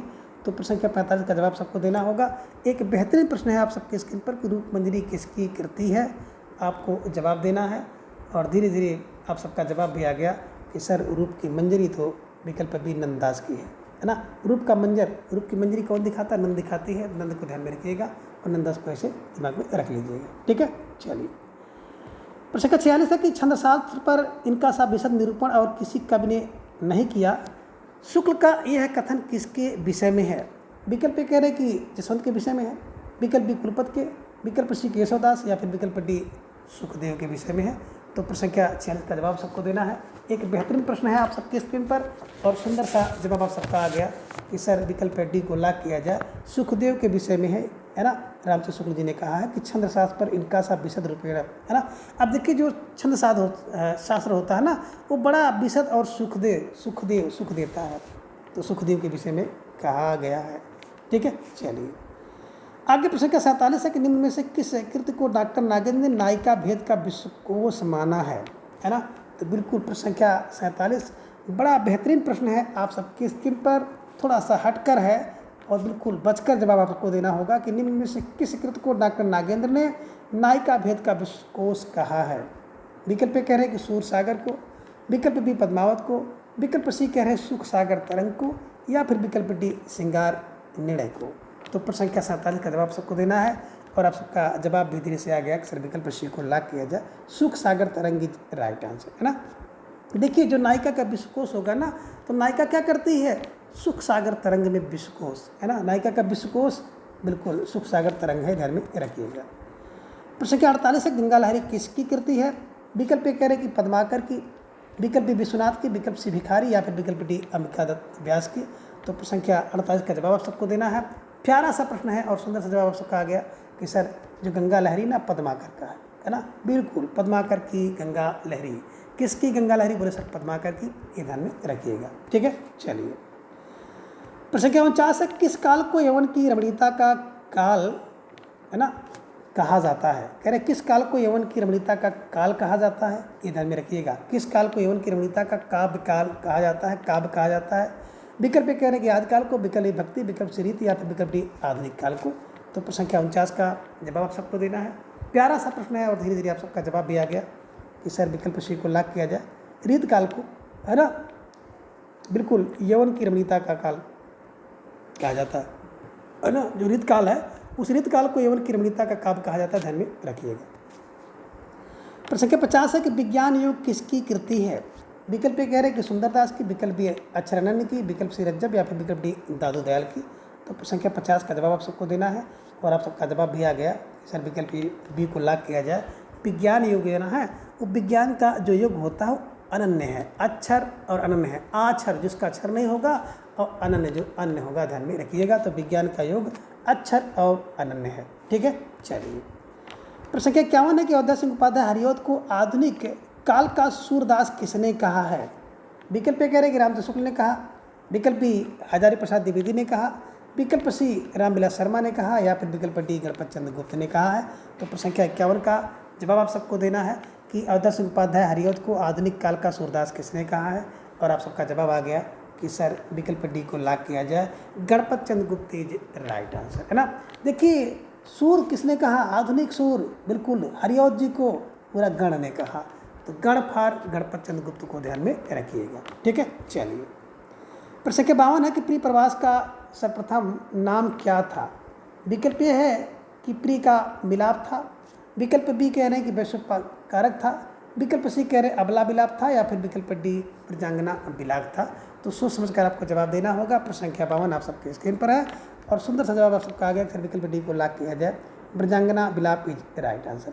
बात करें प्रिय प्रवास की, तो प्रिय प्रवास में आपने देखा होगा ना, श्री कृष्ण मथुरा जाने का जो वर्णन है उसका वर्णन किया गया है। तो इसका पहले नाम था ब्रजांगना विलाप, यानी कि ब्रज की आंगनाओं का जो विलाप था उसे कहते हैं, ध्यान में रखिएगा। प्रश्न संख्या 53 है कि मृग दुखमोचन किसकी कृति है? विकल्प कह रहे हैं कि वृंदावन लाल वर्मा की, विकल्प जयशंकर प्रसाद की, विकल्प से गया प्रसाद शुक्ल स्नेही की, या फिर विकल्प डी लोचन प्रसाद पांडे की है। तो प्रश्न संख्या 53 का जवाब आप सबको देना है और बेहतरीन सा प्रश्न था, तो सुंदर सा आप सबका जवाब आ गया कि सर विकल्प डी को लाख किया जाए, लोचन Prasad Pandey is right answer, है ना। बता रहे कि जो मृगी है ना वो दुख है मोचन, मृगी दुख मोचन बोले लोचन, लोचन दुख मोचन, ध्यान में रखिएगा। मृगी दुख मोचन बोले लोचन, है ना। लोचन से मृगी दुखी है, ध्यान में रखिएगा। और आप एक क्लू बना सकते हैं कि लोचन दुख मोचन, लोचन और दुख मोचन, ठीक है। चलिए, प्रश्न संख्या 54 है कि निम्न में से एक असंगत कथन है। विकल्प कह रहे हैं कि गर्भरंडा रहस्य देवी राय देवी प्रसाद पूर्ण की रचना है, विकल्प भी कह रहे हैं कि यह एक प्रबंध काव्य है, विकल्प सी कह रहे हैं इसमें विधवाओं की बुरी स्थिति का चित्रण है, या फिर विकल्प डी इसमें देव मंदिर में अनाचारों का वर्णन है। तो कह रहे हैं कि निम्न में से कौन सा एक असंगत है। प्रश्न संख्या 54 का जवाब आप सबको देना होगा और धीरे धीरे आप सबका जवाब भी आ गया कि सर विकल्प ये को लाख किया जाए, है ना। गर्भरंडा रहस्य की बात करते हैं, राय देवी प्रसाद पूर्ण की नहीं है बल्कि नाथूराम शर्मा शंकर, है ना, नाथूराम शर्मा की ही, ध्यान में रखिएगा। तो निश्चित रूप से प्रश्न संख्या 54 का विकल्प ए इज राइट आंसर। प्रश्न संख्या 55 है कि छायावाद उस राष्ट्रीय जागरण की अभिव्यक्ति है जो एक ओर पुरानी रूढ़ियों से मुक्त चाहता है और दूसरी ओर विदेशी पराधीनता से। तो प्रश्न संख्या 55 का जवाब आप सबको देना है। एक बेहतरीन प्रश्न आप सबकी स्क्रीन पर और सुंदर सा जवाब आप सबका आ गया कि सर छायावाद जो है ना उस जागरण से अभिव्यक्ति से मुक्त, जो पुरानी रूढ़ियों से मुक्त चाहता है, ये ध्यान में रखिएगा। वो कोई दूसरा नहीं है बल्कि विकल्प अगर देखेंगे प्रश्न संख्या 55 का तो Namvar Singh is right answer, है ना। देखिए, जो नामवर व्यक्ति होता है ना, बिल्कुल वो रूढ़ियों से मुक्त चाहता है, ये ध्यान में रखिएगा। तो नामवर व्यक्ति रूढ़ियों से मुक्त चाहता है, ध्यान में रखना है। प्रश्न संख्या 56 है कि छायावाद के प्रवर्तक एवं प्रस्तोता असंगत है। अब विकल्प ये कह रहे हैं कि मैथिली शरण गुप्त को रामचंद्र शुक्ल ने माना है छायावाद के प्रवर्तक, विकल्प भी कह रहे हैं कि सुमितंदन पंत को नंदुलाल वाजपेयी ने छायावाद का प्रवर्तक माना, विकल्प सी कह रहे हैं कि माखनलाल चतुर्वेदी को विष्णु प्रभाकर ने माना है, विकल्प सी कह रहे हैं कि जयशंकर प्रसाद को इलाचंद जोशी ने माना है। तो कह रहे कौन एक असंगत है, बिल्कुल ये ध्यान में रखिएगा। और बिल्कुल प्रश्न संख्या बात करें रामचंद्र शुक्ल जी ने तो बिल्कुल मैथिली शरण गुप्त को माना है, ध्यान में रखिएगा। और माखनलाल चतुर्वेदी जी की बात करते हैं तो प्रभा माखन खा के आई है, ध्यान में रखिएगा। ये बिल्कुल आप सबका सही जवाब आ गया कि सर विकल्प सी को लाभ किया जाए, है ना। माखनलाल चतुर्वेदी को छायावाद का प्रवर्तक किसने माना है? तो बिल्कुल इसलिए छाई है कि प्रभा जो हम माखन खा के आई है, तो हमें प्रभाकर माच में होना चाहिए था, तो प्रभा माखन खा के आई इसलिए छाई है। नंदों में नंद सुमित्रानंद छाई है, ध्यान में रखिएगा। सुमित्रानंद पंत को नंद दुलारी वाजपेयी माना है। और बिल्कुल मैं, है ना, मिथिला के शरण में आया, मुकुट लगा के आया, तो मुकुटधर पांडे और मैथिली गुप्त को रामचंद्र शुक्ल जी ने, है ना, छायावाद का प्रवर्तक माना है, ध्यान में रखिएगा। तो राम जी क्या करते, मिथिला में छाए हैं क्योंकि मुकुट लगा के आए हैं। तो मैथिली गुप्त, मुकुटधर पांडे, रामचंद्र शुक्ल ने माना। सुमित्रानंद पंत, नंदों में नंद सुमित्रानंद पंत छाई हैं, ये ध्यान में रखिएगा। और माखन खा के प्रभा आई है इसलिए छाई है, प्रभाकर माच में का है। और बिल्कुल जयशंकर का, जयशंकर का क्या हो रहा है, जोश में, जोश में जयशंकर का नारा छाया है, ये ध्यान में रखिएगा। इलाचंद जोशी ने माना, ठीक है। चलिए, तो फिलहाल जो असंगत था विकल्प सी, माखनलाल चतुर्वेदी को विष्णु प्रभाकर नहीं बल्कि, है ना, प्रभाकर माच में ध्यान में रखिएगा। प्रश्न क्या 57 है कि निम्न में से किस कृत को छायावाद की प्रयोगशाला कहा जाता है? विकल्प ए कह रहे कि झरना को, विकल्प बी आंसू को, विकल्प सी कामायनी, या फिर विकल्प डी प्रेम पथिक को। तो प्रश्न क्या 57 का जवाब आप सबको देना है। बेहतरीन प्रश्न है और धीरे धीरे आप सबका जवाब भी आ गया कि सर प्रश्न क्या 57 का जो जवाब होगा ना, विकल्प ये झरना इज राइट आंसर, है ना। जो झरना है यानी कि जो डरना है, जो डरे ना वही प्रयोग कर सकता है, जो डरना नहीं है, जो डरेगा नहीं वही प्रयोग करेगा।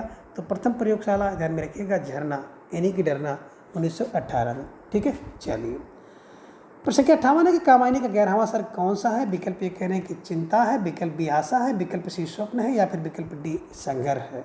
तो प्रश्न संख्या 58 का जवाब आप सबको देना है। वेरी वेरी मोस्ट इंपॉर्टेंट प्रश्न है। और बात करें बिल्कुल जो भी 15 सर्ग हैं, है ना, कामायनी के, तो 15 सर्गों को आपको बिल्कुल कंठस्थ करना चाहिए। और ट्रिक से बहुत पहले ही मैंने इसको बताया है, तो आप लोग जाकर के उसको देख सकते हैं। फिलहाल बात करें चिंता, तो भैया चिंता सबसे पहले सबको चिंता होगी, दूसरा आशा होती है, तीसरा व्यक्ति स्वप्न देखता है, चौथा सत्कर्म करता है, पाँचवें वासना होता है, ये ध्यान में रखिएगा। और यहाँ पे ये विकल्प डी है संघर्ष, एक एक में होता है। तो 11वां सर्ग जो है संघर्ष होता है, ध्यान में रखिएगा। एक एक सीट के लिए होता है, एक एक करके 11 होते हैं, ध्यान में रखिएगा। तो संघर्ष 11वां, ठीक है। चलिए, तो 11वां सर्ग कौन सा है? विकल्प डी संघर्ष इज राइट आंसर। प्रश्न क्या 59 है कि सूर्यकांत त्रिपाठी निराला के अनुसार हिंदी का जातीय छंद कौन सा है? विकल्प ए कह रहे कि रबड़ छंद है, विकल्प बी केचुआ छंद है, विकल्प सी कह रहे मुक्तक छंद है, या फिर विकल्प डी कवित्त छंद है। तो प्रश्न संख्या 59 का जवाब आप सबको देना है कि निराला के अनुसार हिंदी का जातीय छंद कौन सा है। तो बिल्कुल प्रश्न संख्या 59 का विकल्प डी कवित्त इज राइट आंसर, है ना। देखिए, बात करते हैं, निराला जी ने कहा है कि जो कवित्त है ना वो हिंदी का जातीय छंद है, ठीक है ना। और इनके छंद को रबड़ और केचुआ छंद कहा जाता है, और मुक्तक छंद के भी कहा जाता है, ध्यान में रखिएगा। मुक्तक छंद के कहीं समर्थक के प्रयोक्ता थे, ध्यान में रखिएगा, ठीक है। चलिए, प्रश्न के 60 है कि देव की किस रचना के विषय में वासना के तिरस्कार, प्रेम के महात्म्य और उसके विविध रूपों का वर्णन किया गया है?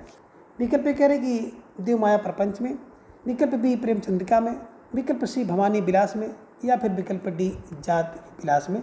तो प्रश्न संख्या 60 का जवाब आप सबको देना है। बेहतरीन सा प्रश्न आप सबकी स्क्रीन पर है और धीरे धीरे आप सबका जवाब भी आना शुरू हो गया कि प्रश्न संख्या 60 के विकल्प बी को हमेशा के लिए लॉक किया जाए। तो निश्चित रूप से जिन भाई बहनों का जवाब विकल्प बी प्रेम चंद्रिका था, सही जवाब, सुंदर तैयारी है ना।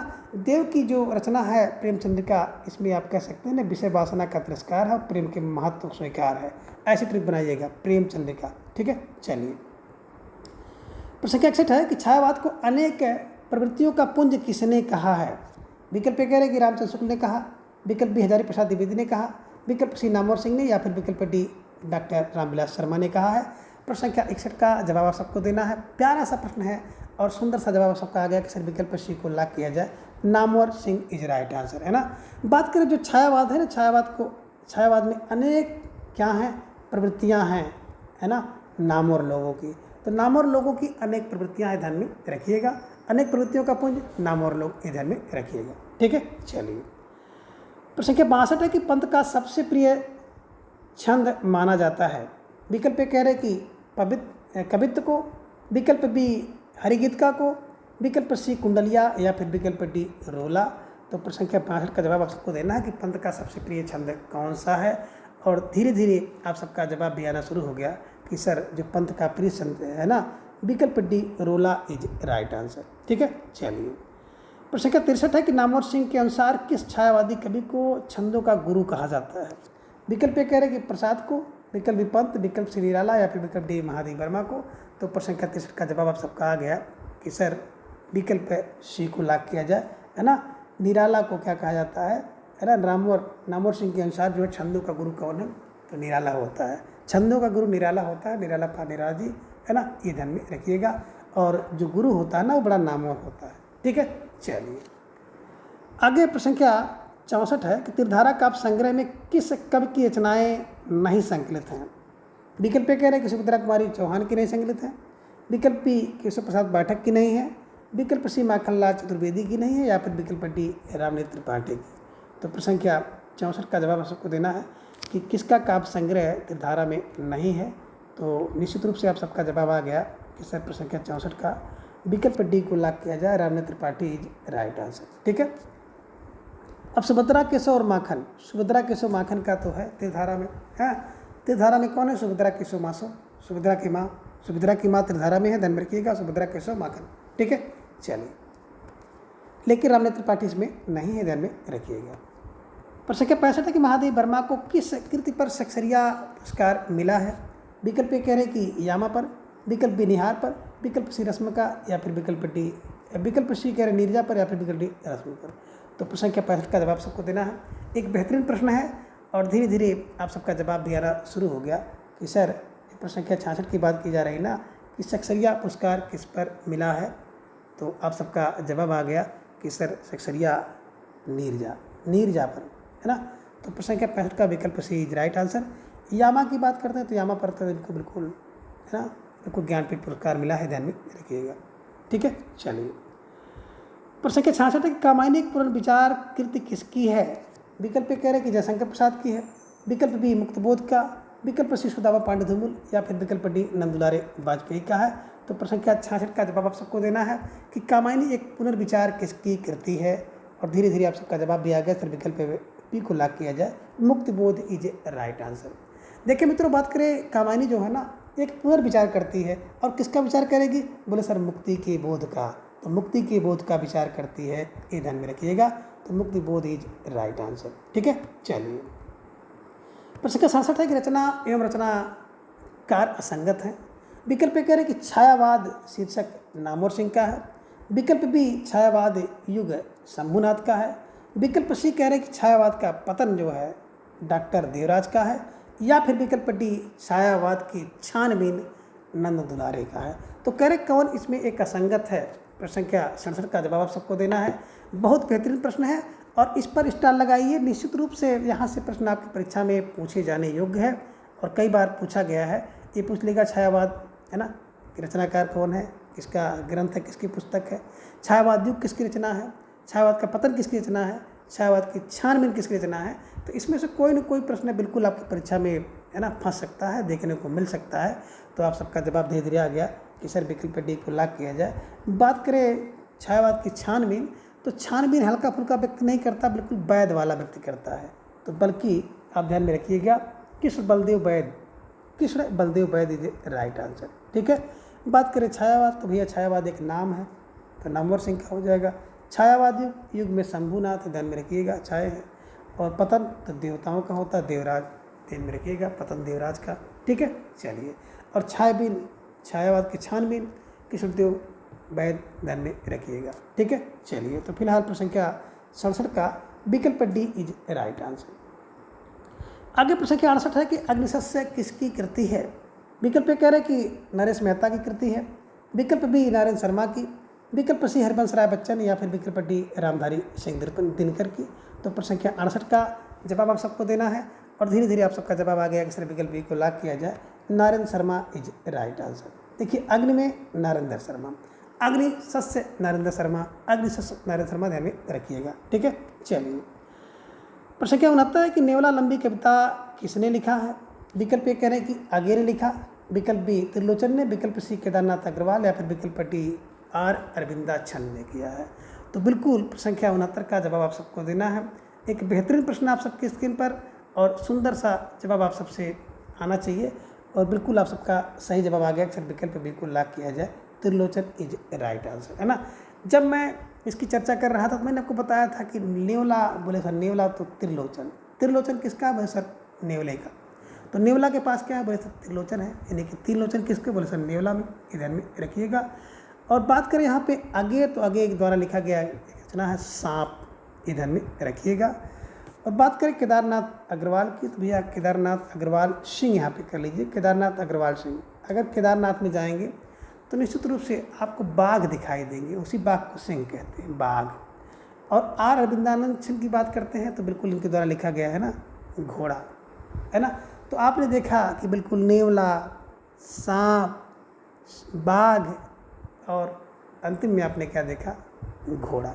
ठीक है, तो कहने का आशा है कि इसे ध्यान में रख लीजिए और बिल्कुल संख्या 69 का विकल्प है B, Trilochan is right answer. प्रश्न संख्या 70 है कि निम्न में से किस एक कृति, निम्नलिखित में तो कह रहे हैं निम्नलिखित में से कौन सी एक कृति लल्लू लाल की नहीं है। अब कौन सी कृति लल्लू लाल की नहीं है? विकल्प ए कह रहे कि प्रेम सागर, विकल्प बी माधव विलास, विकल्प सी लाल चंद्रिका या फिर विकल्प डी बुद्धि प्रकाश।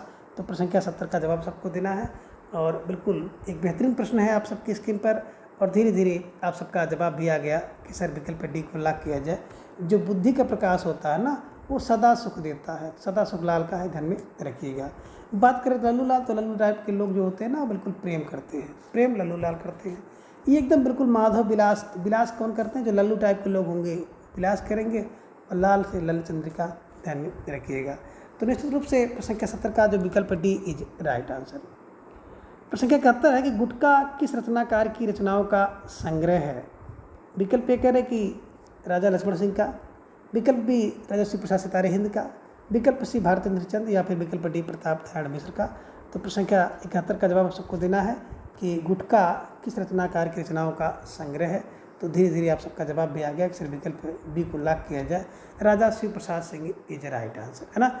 गुटका या गटका किसको गटकेंगे बोले, शिव का प्रसाद मिल जाए सो गट को, गट को किसको, गट को, शिव के प्रसाद को, गट को ध्यान में रखिएगा, यानी गुटका Shiv Prasad Singh is right answer.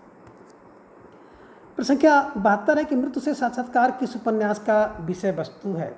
विकल्प ए कह रहे कि नदी के द्वीप की विषय वस्तु है, विकल्प बी अपने अपने अजनबी, विकल्प सी शेखर एक जीवनी या फिर विकल्प डी आधे अधूरे। तो प्रश्न संख्या 72 का जवाब सबको देना है और धीरे धीरे आप सबका जवाब भी आ गया कि सर विकल्प बी को लॉक किया जाए, अपने अपने अजनबी इज राइट आंसर, है ना। जब मृत्यु से व्यक्ति का साक्षात्कार होता है कि यानी कि अंतिम समय में जब व्यक्ति पड़ जाता है तो अपने अपने व्यक्ति भी अजनबी हो जाते हैं, ध्यान में रखिएगा। ठीक है, चलिए आगे प्रश्न संख्या 73 है कि कामायनी की कथा से मिलती जुलती केदारनाथ मिश्र प्रभात की कृति है। विकल्प ए कह रहे कि कैकेयी है, विकल्प बी कर्ण है, विकल्प सी शुभ्रा या फिर विकल्प डी ऋतंबरा है। तो प्रश्न संख्या 73 का जवाब सबको देना है और बहुत बेहतरीन जवाब आप सबका आ गया कि विकल्प डी को लॉक किया जाए। तो निश्चित रूप से जिन भाई बहनों का जवाब विकल्प डी आया, सुंदर जवाब है और निश्चित रूप से आप सब बधाई के पात्र हैं, है ना। कमायनी की तरह ऋतंबरा, कमायनी की तरह ऋतंबरा ध्यान में रखिएगा। ठीक है, चलिए प्रश्न संख्या 74 है कि निम्न में से कौन सा उपन्यास रांगे राघव का नहीं है? विकल्प कह रहे कि घरौदा रांगे राघव का नहीं है, विकल्प बी टेढ़े मेढ़े रास्ते नहीं है, विकल्प सी विषाद मठ नहीं है या फिर विकल्प डी मुर्दों का टीला नहीं है। तो प्रश्न संख्या 74 का जवाब सबको देना है। एक बेहतरीन प्रश्न आप सबकी स्क्रीन पर है और धीरे से आप सबका जवाब आ गया कि सर बात करें रांगे राघव का, तो रांगे राघव का जो उपन्यास है विकल्प बी टेढ़ा मेढ़ा नहीं है, बल्कि इसके स्थान पर आप कह सकते हैं सीधा सच्चा रास्ता है। टेढ़ा मेढ़ा रास्ता बिल्कुल भगवती चरण, है ना। अगर भगवती के पास आप जाएंगे टेढ़े मेढ़े रास्ते से चरणों से जाना होगा, तो टेढ़े मेढ़े रास्ते से चरणों से जाना होगा कहाँ, भगवती के पास। तो भगवती चरण वर्मा इज राइट आंसर और इसी के बिल्कुल, है ना, कह सकते हैं इसी का अनुकरण करते हुए रांगे राघव जी ने सीधा सच्चा रास्ता लिखा है, ध्यान में रखिएगा। ठीक है, चलिए प्रश्न संख्या 75 है कि निम्न में से किस उपन्यास की रचना नागर जी ने सूरदास को केंद्र मानकर किया है? विकल्प कह रहे हैं कि मानस का हंस, विकल्प बी खंजन नयन, विकल्प सी अमृत और विश्व या फिर विकल्प डी पीढ़ियाँ। तो प्रश्न संख्या 75 का जवाब सबको देना है कि सूरदास को केंद्र मानकर जो लिखा गया उपन्यास है ना, विकल्प B Khanjan Nayan is right answer. तो जिन भाई बहनों का जवाब विकल्प बी खंजन नयन है, निश्चित रूप से आप सब बधाई के पात्र हैं। मानस कहांस की बात करते हैं तो बिल्कुल तुलसीदास के ऊपर लिखा गया है, ध्यान में रखिएगा। सूर्य का खंजन नयन और तुलसी का मानस कहांस ध्यान में रखिएगा। ठीक है, चलिए। प्रश्न संख्या 76 है कि निम्न में से किस उपन्यासकार को मध्यम वर्ग का चितेरा कहा जाता है? विकल्प ए कह रहे हैं कि अमृतलाल नागर कहा जाता है, विकल्प बी उपेंद्रनाथ दास को, विकल्प सी अगे, या फिर विकल्प डी श्रीलाल शुक्ल को। तो प्रश्न संख्या 76 का जवाब आप सबको देना है। एक बेहतरीन प्रश्न है और आप सबका जो तेज़ी के साथ जवाब आ गया कि सर विकल्प बी को लॉक किया जाए, उपेंद्रनाथ दास इज राइट आंसर, है ना। जो मध्यम वर्ग का चितेरा है ना भैया, वो अस्क बहा रहा है, अस्क है ना। देखिए तमाम लोग ऐसे होते हैं जो कि मध्यम वर्ग में हैं, और मध्यम वर्ग का जो व्यक्ति होता है ना, कितना भी बड़ा क्यों ना हो जाए, लेकिन निश्चित रूप से वो क्या करता है, अस्क बहाता है, ध्यान में रखिएगा। तो मध्यम वर्ग का जो चितेरा है वो अस्क बहाता है, तो ask for Upendranath ask is right answer. ठीक है, चलिए आगे। प्रश्न संख्या 77 है कि पांडे बेचन शर्मा उग्र की अंतिम कविता कौन सा है? विकल्प ए कह रहे हैं कि दिल्ली का दलाल है, विकल्प बी चॉकलेट है, विकल्प सी शराबी है, या फिर विकल्प डी फागुन के दिन 4। तो प्रश्न संख्या 77 का जवाब आप सबको देना है, और आप सबका जवाब भी आ गया कि जो व्यक्ति बहुत उग्र होता है ना, तो उसका अंतिम दिन जो होता है वो बिल्कुल फागुन के 4 दिन, है ना। अंतिम दिन फागुन के 4 दिन किसके? पांडे बेचन शर्मा के, ध्यान में रखिएगा। ठीक है, तो निश्चित रूप से जिन भाई बहनों का जवाब विकल्प डी था, निश्चित रूप से आप सब बधाई के पात्र हैं और आप सबकी तैयारी बहुत ही उत्कृष्ट है। तो मित्रों, आज की प्रश्नोत्तरी को हम बहुत तेज़ी के साथ बिल्कुल लेके चलना चाह रहे हैं, है ना, क्योंकि अब हम लोग जो ढेर सारा प्रश्न कर चुके हैं।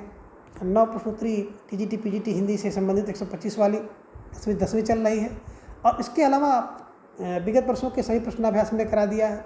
इसके अलावा आप सबके लिए जो टॉपिक वार प्रश्नोत्तरी है वो बिल्कुल जारी है, चल रही है। तो बिल्कुल आप धीरे धीरे आप लोग खुद देखेंगे ना कि जितने प्रश्न मैंने करा दिया है वही प्रश्न बिल्कुल रिपीट होकर के आएंगे। तो आप सब जो पुरानी प्रश्नोत्तरी है उसको भी देखते रहिए, स्पीड बढ़ा के देखिए, जैसे भी देख पाइए, है ना, और कंठस्थ करने का प्रयास करिए। प्रश्न संख्या 78 है कि विश्वविद्यालय में छात्र राजनीति पर केंद्रित उपन्यास कौन सा है? विकल्प ए कह रहे कि वो दिन है, विकल्प बी अपना मोर्चा है, विकल्प सी कह रहे पतन है, या फिर विकल्प डी पाही घर है। तो प्रश्न संख्या 78 का जवाब आप सबको देना है। बेहतरीन प्रश्न है और आप सबका सुंदर सा जवाब आ गया कि सर विकल्प बी को लॉक किया जाए, अपना मोर्चा इज राइट आंसर, है ना। बिल्कुल जिन भाई बहनों का जवाब विकल्प बी था, निश्चित रूप से सही जवाब है और सुंदर जवाब है। किसका है? बोले सर काशीनाथ का, है ना। देखिए काशी विश्वविद्यालय है, ध्यान में रखिएगा, तो काशीनाथ का विश्वविद्यालय राजनीति पर अपना मोर्चा ध्यान में रखिएगा। ठीक है, चलिए आगे। प्रश्न संख्या 79 है कि निम्न में उपन्यास एवं उपन्यासकार असंगत हैं। विकल्प ए कह रहे हैं कि देहरी के पार के लेखक हैं विवेकी राय, विकल्प बी कह रहे हैं कि एक पत्नी के नोट महेंद्र भल्ला का है, विकल्प सी कह रहे हैं कि आखिरी कलाम दूधनाथ का है, या फिर विकल्प डी कह रहे हैं कि इन्हीं हथियारों से अमरकांत का है। तो कह रहे हैं कि कौन सा इसमें एक है उपन्यास और उपन्यासकार असंगत हैं। तो बिल्कुल सोच समझकर आप सबको जवाब देना होगा। बड़ा बेहतरीन प्रश्न है और धीरे धीरे आप सबका जवाब आ गया। सर विकल्प बी को लॉक किया जाए।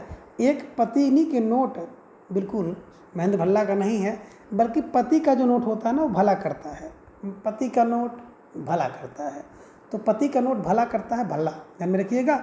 और पत्नी के नोट से ममता होती है, तो पत्नी की नोट, एक पत्नी का नोट ममता का लिया, है ना। जो पत्नी लोग होती हैं मित्रों, इससे अन्यथा मत आप लोग लीजिएगा। जो पत्नी की नोट होती है उसमें ममता होती है, जल्दी अपना पैसा खर्च नहीं करती है, लेकिन पति की नोट मिल जाती है तो भला करने के लिए होती है सबको। ठीक है, ये क्लू है, इसी क्लू से आप इसको याद कर लीजिएगा। ठीक है, तो निश्चित रूप से आप सबका जवाब विकल्प बी इज राइट आंसर। प्रश्न संख्या 80 है कि किस कहानीकार की कहानियों को ब्रेन ट्यूमर की कहानी कहा जाता है? विकल्प ए कह रहे श्रीकांत की कहानी को, विकल्प बी जयनंद, विकल्प सी प्रेमचंद, या फिर विकल्प डी यशपाल की।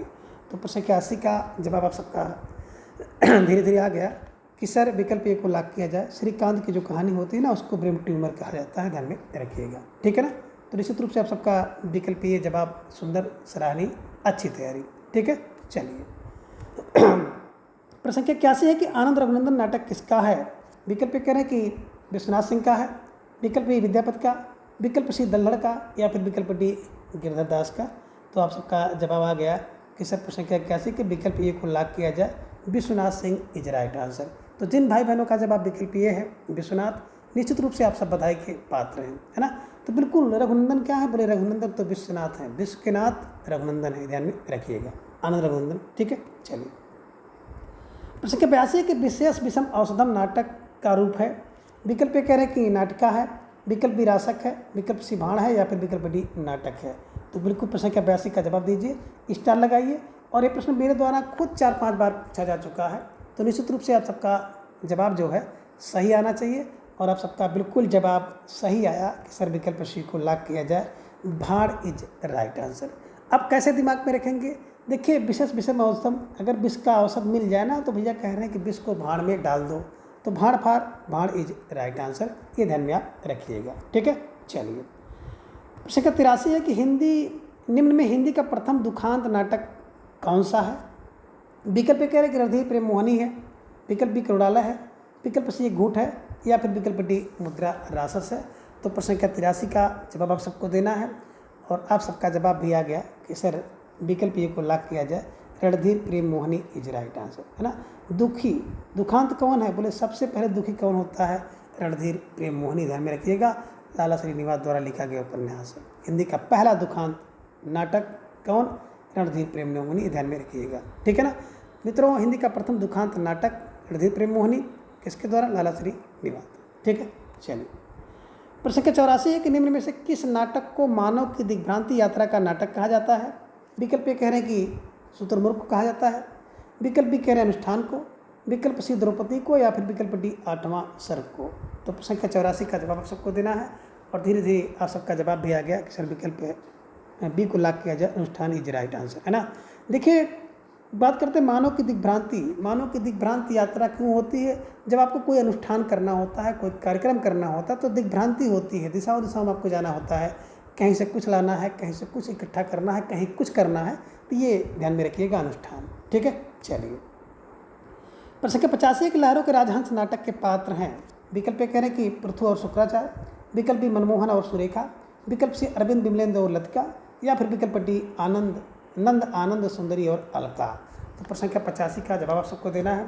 बेहतरीन सा प्रश्न है और सुंदर सा जवाब सबका आ गया, सर विकल्प डी को लॉक किया जाए, नंद आनंद सुंदरी और अलका इज राइट आंसर। ठीक है ना। तो निश्चित रूप से जिन भाई बहनों का जवाब विकल्प डी, सुंदर जवाब, अच्छी तैयारी, बहुत बहुत शुभकामना।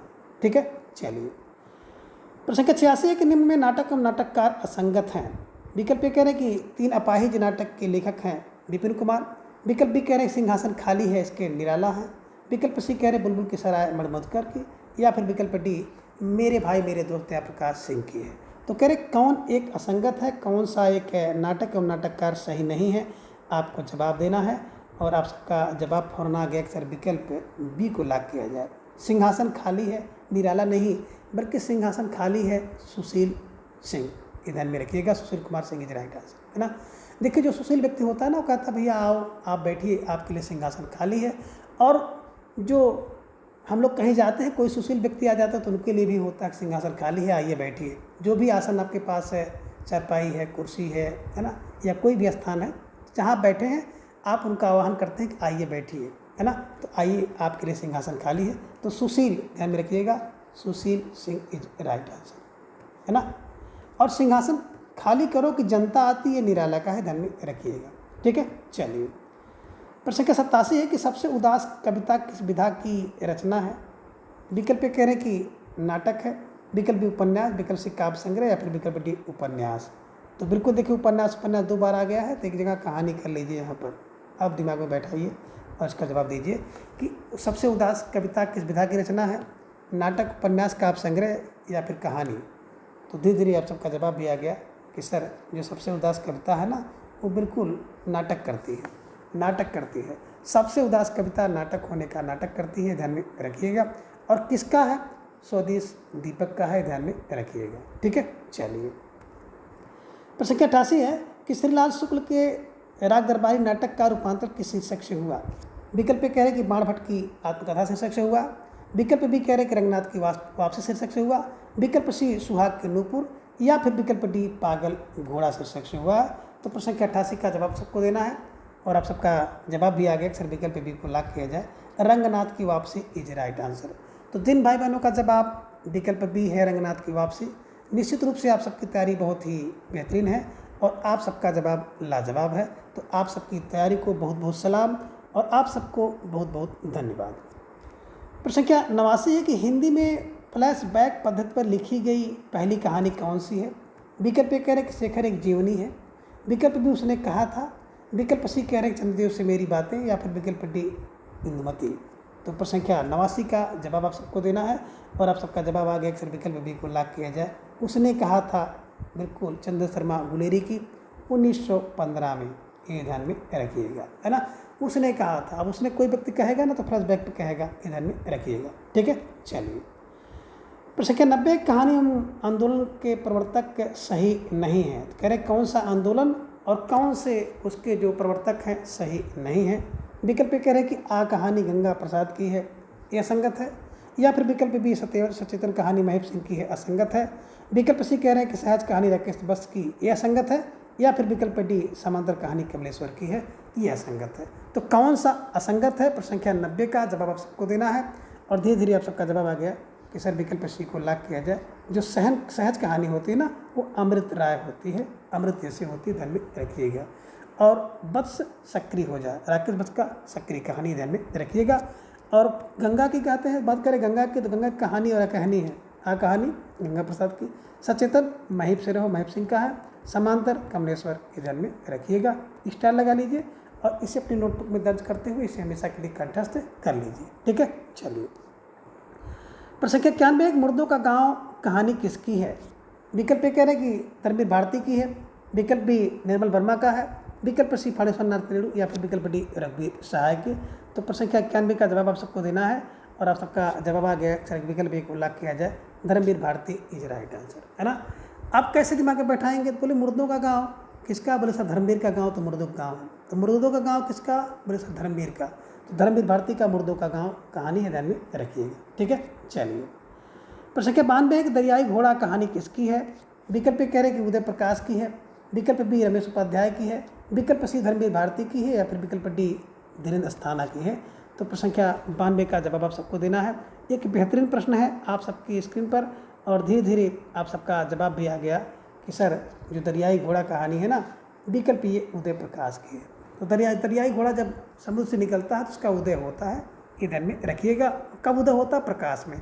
तो जो दरियाई घोड़ा होता है ना, वो प्रकाश में उदय करता है, ध्यान में रखिएगा, ठीक है। चलिए प्रश्न संख्या 93, को सुमित्रा कुमार सिन्हा हिंदी की प्रथम नारीवादी कहानीकार मानी जाती हैं। यह कथन किसका है। यानी कि सुमित्रा कुमार सिन्हा को हिंदी की प्रथम नारीवादी कहानीकार माना जाता है, ये किसने कहा है, किसने माना है। विकल्प कह रहे कि रामचंद्र शुक्ल ने माना।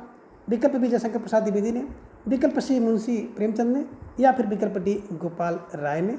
तो प्रश्न संख्या 93 का जवाब आप सबको देना है और आप सबका जवाब भी आ गया, सर विकल्प डी को लॉक किया जाए, Gopal Rai is right answer. तो निश्चित रूप से जिन भाई बहनों का जवाब विकल्प डी गोपाल राय है, निश्चित रूप से आप सबका सही जवाब, सुंदर तैयारी और बिल्कुल ढेर सारी शुभकामना।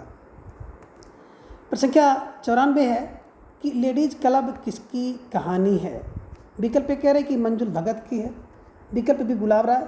विकल्प सी यशपाल का, या फिर विकल्प डी सुधा अरोड़ा का। तो बिल्कुल प्रश्न संख्या 94 का जवाब आप सबको दे रहा है, लेडीज क्लब किसका है, और आप सबका जवाब भी आ गया कि सर विकल्प ए को लॉक किया जाए, मंजुल भगत इज राइट आंसर, है ना। गुलाब राय की बात करते हैं, फलुआ क्लब। यशपाल की बात करते हैं तो बिल्कुल आपके दिमाग में आना चाहिए कि चक्कर क्लब, ये ध्यान में रखिएगा, ठीक है ना। तो निश्चित रूप से जिन भाई बहनों का जवाब विकल्प ए था, सही जवाब, उत्कृष्ट तैयारी, ठीक है। चलिए प्रश्न संख्या 95 है कि सिक्का बदल गया किस विधा की रचना है। विकल्प ए कह रहे हैं कि उपन्यास है। विकल्प बी कहानी है। विकल्प सी नाटक, या फिर विकल्प डी निबंध है। तो प्रश्न संख्या 95 का जवाब आप सबको देना है, सिक्का बदल गया किस विधा की रचना है। प्रश्न संख्या 95 का जवाब आप सबको देना है। बेहतरीन प्रश्न है और धीरे धीरे आप सबका जवाब भी आ गया कि सर ये कहानी है, और किसकी कहानी है, तो किसरा सोबती की है। और आप ये भी दिमाग में रखिएगा, सिक्का बदल जाए तो भैया कोई कहानी हो जाएगी, है ना, बिना किसी कहानी का सिक्का नहीं बदलेगा, ये ध्यान में आप रखिएगा। तो निश्चित रूप से जिन भाई बहनों का जवाब विकल्प पी कहानी था, सही जवाब, ठीक है। चलिए प्रश्न संख्या 96 है कि निम्न में से किस कहानी के पात्र असंगत हैं। और ये देखिए, इस प्रश्न की बात की जाए तो बिल्कुल वेरी वेरी मोस्ट इम्पॉर्टेंट प्रश्न है और ये प्रश्न बिल्कुल रिपीट हो रहा है ना। विकल्प ए कह रहे हैं कि पुरस्कार के जो पात्र हैं अरुण और मधुर का यह संगत है। विकल्प बी कह रहे हैं कि तीसरी किस्म के जो प्रमुख पात्र हैं हीरामन और हीराबाई यह संगत है। विकल्प सी कह रहे हैं कि परिंदे कहानी के पात्र लतिका गिरीश और निशवर्ण यह संगत है। या फिर विकल्प डी पूस की रात के घीसू माधव और बुधिया असंगत है। तो बिल्कुल प्रश्न संख्या 96 का जवाब आप सबको देना है। एक बेहतरीन प्रश्न है और आप सबका जवाब भी बेहतरीन आना चाहिए। तो धीरे धीरे आप सबका जवाब भी आ गया कि सर प्रश्न संख्या 96 का जो सही जवाब है विकल्प डी इज राइट आंसर है ना। जो पूस की रात के प्रमुख पात्र हैं वो बिल्कुल घीसू माधव बुधिया नहीं है, बल्कि घीसू माधव बुधिया की बात करते हैं तो कफन कहानी के पात्र हैं। पूस की रात की बात करते हैं तो बिल्कुल हल्कू है, मुन्नी है, झबरा है। ये ध्यान में आप रखिएगा। तो निश्चित रूप से जिन भाई बहनों का जवाब विकल्प डी था सही जवाब, सुंदर तैयारी और आप सबको ढेर सारी हार्दिक शुभकामनाएं। प्रश्न संख्या 97 कि हिंदी का स्टील किसे कहा जाता है। विकल्प ए कह रहे हैं कि भारतेंद्र को, विकल्प बी बालकृष्ण भट्ट को, विकल्प सी प्रताप नारायण मिश्र या फिर विकल्प डी महावीर प्रसाद द्विवेदी को। तो प्रश्न संख्या 97 का जवाब आप सबको देना है और आप सबका जवाब भी आ गया कि सर विकल्प बी को लॉक किया जाए, है ना। जो हिंदी का स्टील होता है वो भट्ट भट्ट करता है, ये ध्यान में रखिएगा। जब भी स्टील पटकेंगे ना तो ऐसे आवाज़ देगी, ये ध्यान में रखिएगा, ठीक है ना। अब पा से प्रताप नारायण, ना से नारायण, ना से ध्यान में रखिएगा एडिशन, ठीक है। चलिए प्रश्न संख्या 98 के बातों का संग्रह निबंध किसका है। विकल्प ए कह रहे हैं कि महावीर प्रसाद द्विवेदी का, विकल्प बी रामचंद्र शुक्ल का, विकल्प सी श्याम सुंदर दास या फिर विकल्प डी प्रताप नारायण मिश्र का। तो प्रश्न संख्या 98 का जवाब आप सबको देना है। बेहतरीन सा प्रश्न है और आप सबका जवाब भी धीरे धीरे आना शुरू हो गया कि सर महावीर प्रसाद द्विवेदी को लॉक किया जाए, विकल्प ए इज राइट आंसर, है ना। जब बातों का संग्रह ढेर सारा हो जाएगा तो महान हो जाएगा, महावीर हो जाएगा, ध्यान में रखिएगा, ठीक है। चलिए प्रश्न संख्या 99 के निम्न में अध्यापक पूर्ण सिंह का निबंध नहीं है। विकल्प कह रहे हैं कि आचरण की सभ्यता नहीं है, विकल्प बी मजदूरी और प्रेम, विकल्प सी सच्ची वीरता या फिर विकल्प डी साहित्य और समाज। तो प्रश्न संख्या 99 का जवाब आप सबको देना है कि कौन सा एक निबंध अध्यापक पूर्ण सिंह का नहीं है। तो आप सबका जवाब आ गया कि सर विकल्प डी को लॉक किया जाए। साहित्य और समाज जो है अध्यापक पूर्ण सिंह का यानी कि सरदार पूर्ण सिंह का निबंध नहीं है, बल्कि अगर बात हम लोग करें साहित्य और समाज तो साहित्य और समाज जो सुंदर होता है तो सुंदर फार श्याम सुंदर दास जी का है, ध्यान में रखिएगा, ठीक है। चलिए प्रश्न संख्या 100 बुढ़ापा निबंध किसका है। विकल्प ए कह रहे हैं कि बालकृष्ण भट्ट का है, विकल्प बी प्रताप नारायण मिश्र का, विकल्प सी पांडे बेचन शर्मा उग्र का या फिर विकल्प डी श्यामपुरा नंद का। तो प्रश्न संख्या 100 का जवाब आप सबको देना है। एक बेहतरीन प्रश्न है और आप सबका जवाब भी आ गया कि सर विकल्प सी को लॉक किया जाए, पांडे बेचन शर्मा उग्री राइट आंसर, है ना। देखिए जब कोई व्यक्ति ना बूढ़ा हो जाता है तो बूढ़े में व्यक्ति उग्र हो जाता है, तो उग्र भार पांडे बेचन शर्मा उग्री राइट आंसर, ठीक है। चलिए आगे प्रश्न संख्या 101 है कि निम्न में अशुद्ध विकल्प है। अब देखिए जो संस्कृत के प्रश्न हैं आपके टीजीटी पीजीटी की परीक्षाओं में पूछे जाते हैं तो बिल्कुल वो प्रश्न आपको यहाँ पे दिखाई दे रहे हैं और आज की प्रश्नोत्तरी को थोड़ा सा तेज़ी के साथ हम लेकर चल रहे हैं। तो बिल्कुल आप लोग तेज़ी के साथ हमारे साथ जुड़ के चलिए। रविवार का दिन है और आप सब इतनी भारी संख्या में जुड़े हुए हैं तो निश्चित रूप से आप सबको एक बार फिर से ढेर सारा हार्दिक आभार, ढेर सारा धन्यवाद। इसी तरह से आप अंत तक बने रहिए और अपना प्रेम, स्नेह और विश्वास चैनल पर बनाए रखिए। तो बिल्कुल बात करें प्रश्न संख्या 101 की कि निम्न में अशुद्ध विकल्प है। विकल्प ये करें कि उत्तर रामचरित भवभूत का है, विकल्प बी कृतार्जुनीयम भारवी का है, विकल्प सी कादम्बरी बाणभट्ट का है या फिर विकल्प डी नैषधि चरितम दंडी की है। तो कह रहे कौन सा एक विकल्प अशुद्ध है, असंगत है। तो निश्चित रूप से आप सबका जवाब भी आ गया कि सर विकल्प डी को लॉक किया जाए। नैषधि चरितम की बात करते हैं तो नैषधि चरितम ध्यान में रखिएगा, हर्ष का है, दंडी का नहीं है, ध्यान में रखिएगा। बाकी चरित्र की अनुभूति होती है, उत्तरामचरितम भवभूत, किरात भारवी होता है, भारव का है, कादम्बरी बाणभट्ट का, ध्यान में रखिएगा, ठीक है। चलिए प्रश्न 102 है कि निम्न में एक अशुद्ध विकल्प है। विकल्प ये कह रहे कि माघ के पिता दत्तक और उनकी माता का नाम ब्रह्मी है, यह अशुद्ध है। विकल्प भी कह रहे दंडी, पिता का नाम वीरदत्त और माता का नाम गौरी, अशुद्ध है। विकल्प सी कह रहे हैं कि श्रीधर, हर्ष के पिता का नाम श्रीधर और माता का नाम सुशीला, यह शुद्ध है। या फिर विकल्प डी राजशेखर, पिता का नाम दुर्धरक और माता का नाम शीलवती। तो बिल्कुल प्रश्न संख्या 102 का जवाब आप सबको देना है। बेहतरीन प्रश्न है और सोच समझकर आपको जवाब देना होगा। तो निश्चित रूप से आप सबका जवाब आ गया कि सर विकल्प सी को लॉक किया जाए। हर्ष के माता पिता का नाम श्रीधर और सुशीला नहीं है, बल्कि अगर बात किया जाए तो भास होंगे, ध्यान में रखिएगा, ठीक है। चलिए, प्रश्न संख्या 103 है कि नदी शब्द के तृतीय बहुवचन रूप है। विकल्प ए कह रहे हैं कि नद्या है, विकल्प बी नदीभ्याम है, विकल्प सी नदी भी है, या फिर विकल्प डी नदीम है। तो प्रश्न संख्या 103 का जवाब आप सबको देना है और धीरे धीरे आप सबका जवाब भी आ गया कि सर विकल्प सी को लॉक किया जाए, नदी भी इज राइट आंसर। ठीक है, चलिए, प्रश्न संख्या 104 है कि दा धातु लिट लकार मध्यम पुरुष एक वचन रूप है। विकल्प ए कह रहे हैं कि दस्याम, विकल्प बी दस्याव, विकल्प सी दस्याम है, या फिर विकल्प डी दस्यति। तो बिल्कुल आपसे पूछा जा रहा है मध्यम पुरुष बहुवचन रूप, तो बिल्कुल सोच समझ कर जवाब आप सबको देना होगा और धीरे धीरे आप सबका जवाब भी आ गया कि सर विकल्प सी को लॉक किया जाए, दस्याम इज राइट आंसर। दस्याम, दस्याव, दस्याम है। ठीक है, चलिए, प्रश्न संख्या 105 है कि वृक्षात पत्राण पतंत में कौन सी विभक्ति है ना। वृक्षात पत्राण पतंत में कौन सी विभक्ति है। विकल्प ये कह रहे हैं कि पंचमी विभक्ति है, विकल्प बी षष्ठी, विकल्प सी सप्तमी, या फिर विकल्प डी तृतीया विभक्ति है। बिल्कुल अगर इसको देखा जाए तो इसका हिंदी होगा वृक्षात माने पेड़ से, पत्राण माने पत्ते, पतंत माने गिरते हैं, है ना। तो बिल्कुल आप सबका जवाब होगा विकल्प ए पंचमी इज राइट आंसर। बात करें तो इसमें अपादान कारक है और अपादान कारक में जो वस्तु स्थिर होती है तो उससे जो वस्तु अलग होती है, भिन्न होती है, दूर होती है, उसी में अपादान कारक होता है जो स्थिर है।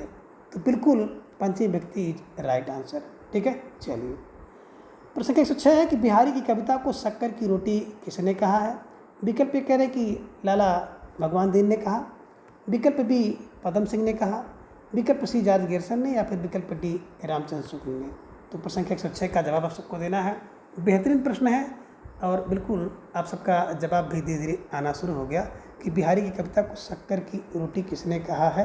तो बिल्कुल शक्कर की रोटी पदम सिंह शर्मा ने कहा, ध्यान में रखिएगा। ठीक है, चलिए, आगे प्रश्न 107 है कृ धातु लुट लकार उत्तम पुरुष द्विवचन रूप होगा।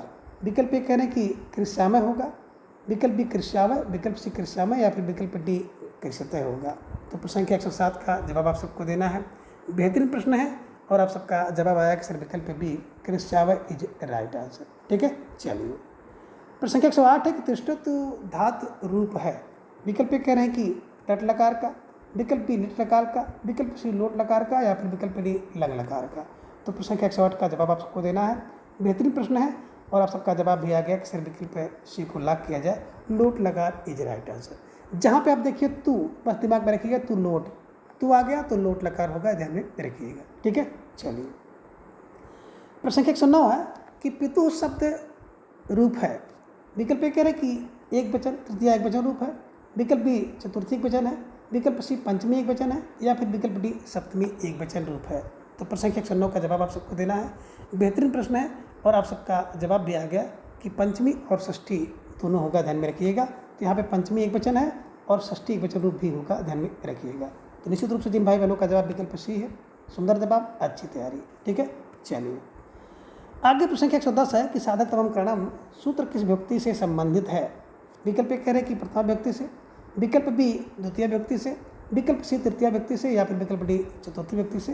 तो प्रश्न संख्या 110 का जवाब आप सबका आ गया कि सर साधक तमम करणम, है ना, कार्य करने में जो साधन हो, सहायक हो, विकल्प सी तृतीय व्यक्ति इज राइट आंसर। ठीक है, चलिए, प्रश्न संख्या 111 है कि निम्न में असंगत मिलान है। प्रश्न संख्या 111 का जवाब आपको देना है कि निम्न में असंगत मिलान है। विकल्प कह रहे हैं कि चौपाई में 16 मात्राएं, विकल्प बी कह रहे हैं कि हर गीतका में 28 मात्राएं, विकल्प सी कह रहे हैं गीतका में 24 मात्राएं, या फिर विकल्प डी वर्व में 12 मात्राएं। तो कह रहे कौन एक असंगत है, आपको जवाब देना है। प्रश्न संख्या 111 आप सबके स्क्रीन पर, और धीरे धीरे आप सबका जवाब भी आ गया कि सर विकल्प डी को लॉक किया जाए।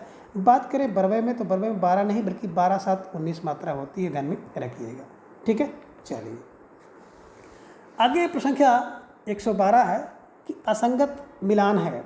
विकल्प कह रहे हैं कि सुधाकर, बात करें सुधाकर की तो सुधाकर बाबू तारा मोहन राय ने इसका संपादन किया है, बिहार बंधु का केशवराम भट्ट ने किया है, ब्राह्मण पत्र का प्रताप नारायण मिश्र ने किया, पीयूष प्रवाह की बात करते हैं बेड़ी प्रसाद ने किया है। तो बिल्कुल आपको जवाब देना है कौन एक असंगत है, और आप सबका जवाब भी आ गया कि सिर्फ विकल्प डी को लॉक किया जाए, है ना। बात करें पीयूष प्रवाह तो पीयूष प्रवाह का जो संपादन है अंबिका दत्त व्यास ने किया है, ध्यान में रखिएगा। बेड़ी प्रसाद की बात करते हैं, नगरीय प्रचारी सभा से संबंधित इन्होंने कुछ काम किया है, ध्यान में रखिएगा। तो निश्चित रूप से आप सब भाई बहनों का जवाब जो था विकल्प डी असंगत था, ये ध्यान में रखिएगा। ठीक है, चलिए आगे प्रश्न 113 है कि आचार्य केशव की रसिक प्रिया में किसका निरूपण है? विकल्प ए कह रहे हैं कि अलंकार का निरूपण है, विकल्प बी रस का निरूपण है, विकल्प सी छंद का निरूपण है, या फिर विकल्प डी नक्सिक निरूपण है। तो प्रश्न संख्या 113 का जवाब आप सबको देना है। बेहतरीन प्रश्न है और आप सबका जवाब उतना ही सुंदर आया कि सर विकल्प बी को लॉक किया जाए, है ना। रसिक प्रिया में रस का निरूपण है, ध्यान में रखिएगा। ठीक है, चलिए अब आगे है प्रश्न संख्या 114 कि कबीर ग्रंथावली के संपादक हैं।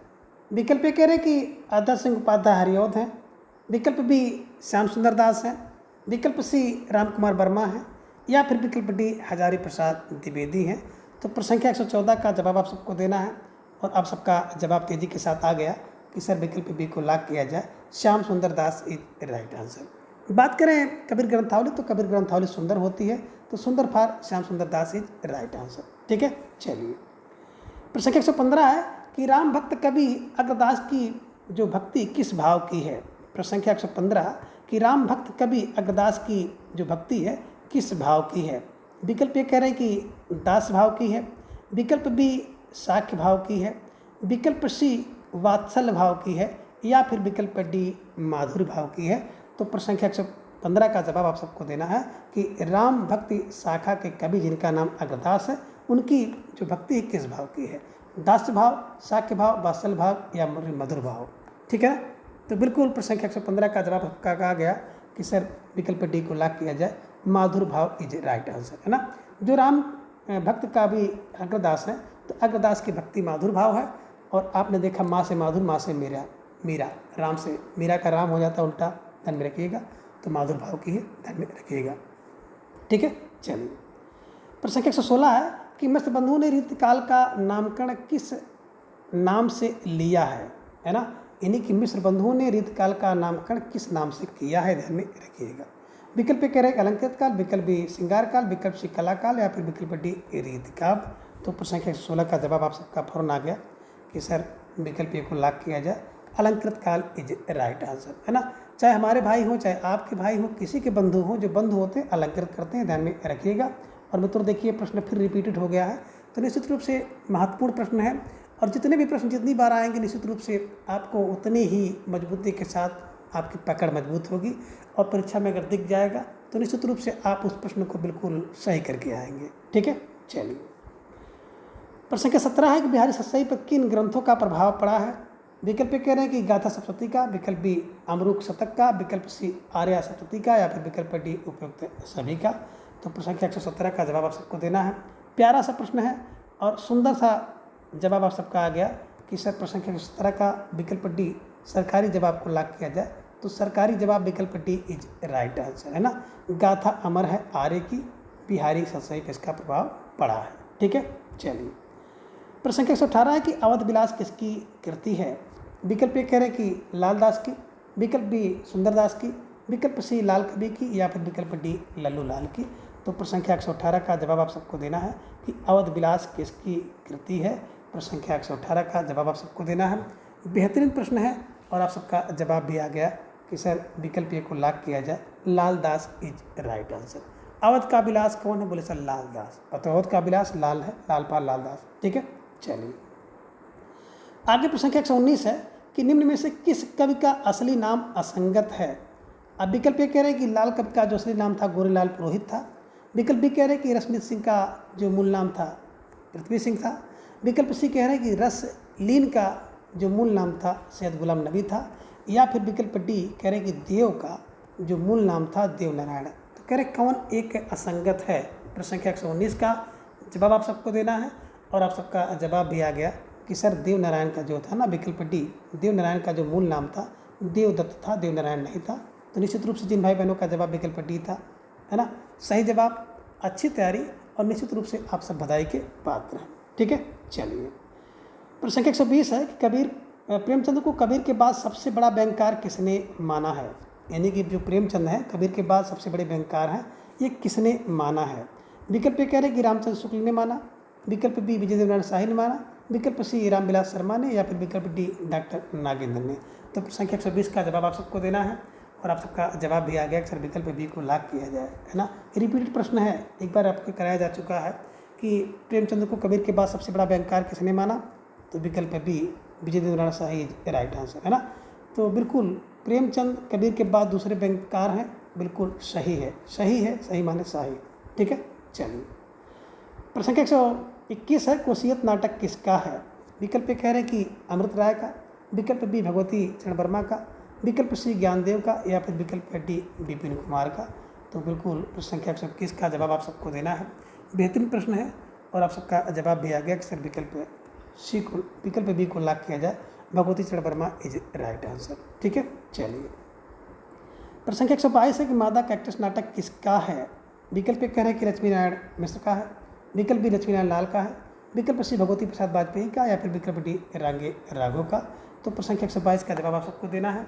बेहतरीन प्रश्न है और आप सबका जवाब आ गया कि सर विकल्प बी को लॉक किया जाए, Lakshmi Narayan Lal is right answer. और लक्ष्मी नारायण लाल जी के जितने भी नाटक हैं, मैंने आपको लाल लाल करके याद किया है कि मादा कैक्टस होती लाल, है ना, सूखा तालाब सरोवर होता लाल, तालाब की मछली होती लाल, है ना, अब्दुल्ला दीवाना होता लाल। तो लाल फार लक्ष्मी नारायण लाल के जितने भी नाटक हैं मैंने लाल लाल करके आपको याद कराया है, ध्यान में रखिएगा, ठीक है। चलिए आगे प्रश्न 123 है कि किस निबंधकार ने कुट्टी चातन नाम से निबंध का संग्रह किया है। विकल्प कह रहे हैं कि अगेन है, विकल्प बी विद्यानिवास मिश्र ने, विकल्प सी कुबेरनाथ राय ने, या फिर विकल्प डी हरिशंकर प्रसाई ने। तो प्रश्न 123 का जवाब आप सबको देना है। प्यारा सा प्रश्न है और आप सबका सुंदर सा जवाब आ गया कि सर विकल्प ए को लॉक किया जाए, आगे इज राइट आंसर, ठीक है। चलिए प्रश्न 124 है कि उपनिवेश में स्त्री किसकी पुस्तक है। विकल्प कह रहे हैं कि राजेंद्र यादव की, विकल्प प्रभा खेतान की, विकल्प सी विभा देवसरे की, या फिर विकल्प डी मार्कंडे की। तो प्रश्न 124 का जवाब आप सबको देना है और आप सबका जवाब दिया गया कि सर उपनिवेश में स्त्री जो पुस्तक है ना, विकल्प बी प्रभा खेतान की, ध्यान में रखिएगा, ठीक है ना। जब उपनिवेश में स्त्री रहती है ना तो बिल्कुल खेत में रहती है, तो उपनिवेश की स्त्री खेत में रहती है, खेत फार प्रभा खेतान, ध्यान में रखिएगा, ठीक है। चलिए आगे प्रश्न 125 है और आज की इस प्रस्तुति का अंतिम प्रश्न है कि युग पुरुष संस्मरण किसका, युग संस्मरण रेखा चित्र किसका है ना। इसका जवाब आप सबको देना है। विकल्प कह रहे हैं कि माखनलाल चतुर्वेदी का है, विकल्प बी रामधारी सिंह दिनकर का, विकल्प सी किसला सोबती, या फिर विकल्प डी रामेश्वर शुक्ल अंचल का। तो प्रश्न संख्या 125 का जवाब आप सबको देना है। बहुत बेहतरीन सा प्रश्न है आप सबके स्क्रीन पर और बिल्कुल रिपीटेड प्रश्न है और आप सबने बिल्कुल इसका बहुत सुंदर उस समय क्लू आपने बताया था, ट्रिक बताया था। तो निश्चित रूप से हम आप सबका जवाब जानना चाहेंगे। और मित्रों आप सब बिल्कुल सुबह से अंत तक जुड़े हुए हैं, तो इसके लिए एक बार फिर से आप सभी का बिल्कुल साधुवाद, आभार और धन्यवाद मैं प्रकट करता हूं। तो इसी तरह से आप लोग बिल्कुल जुड़े रहेंगे तो निश्चित रूप से आप सबका जो चयन है बिल्कुल होने वाला है और निश्चित होगा। तो आप सबका जवाब आ गया कि सर युग पुरुष संस्मरण जो है विकल्प डी रामेश्वर शुक्ल अंचल का है ना। तो युग पुरुष कहाँ है, आपने बताया था कि युग पुरुष हमारे अंचल में है ना। तो युग पुरुष कहाँ है, बोले सर हमारे अंचल में है। तो अंचल फार रामेश्वर शुक्ल अंचल राइट आंसर, ये ध्यान में रखना होगा। तो मित्रों आज की इस वीडियो में बस इतना। अगली वीडियो में फिर हम इसी तरह से एक नए प्रस्तुति के साथ उपस्थित होंगे। तब तक के लिए हम आप सबसे बिल्कुल विदा लेना चाहेंगे। आप लोग चैनल पर इसी तरह से अपना स्नेह और लगाव और विश्वास जताते रहें। धन्यवाद, नमस्कार, बाय बाय।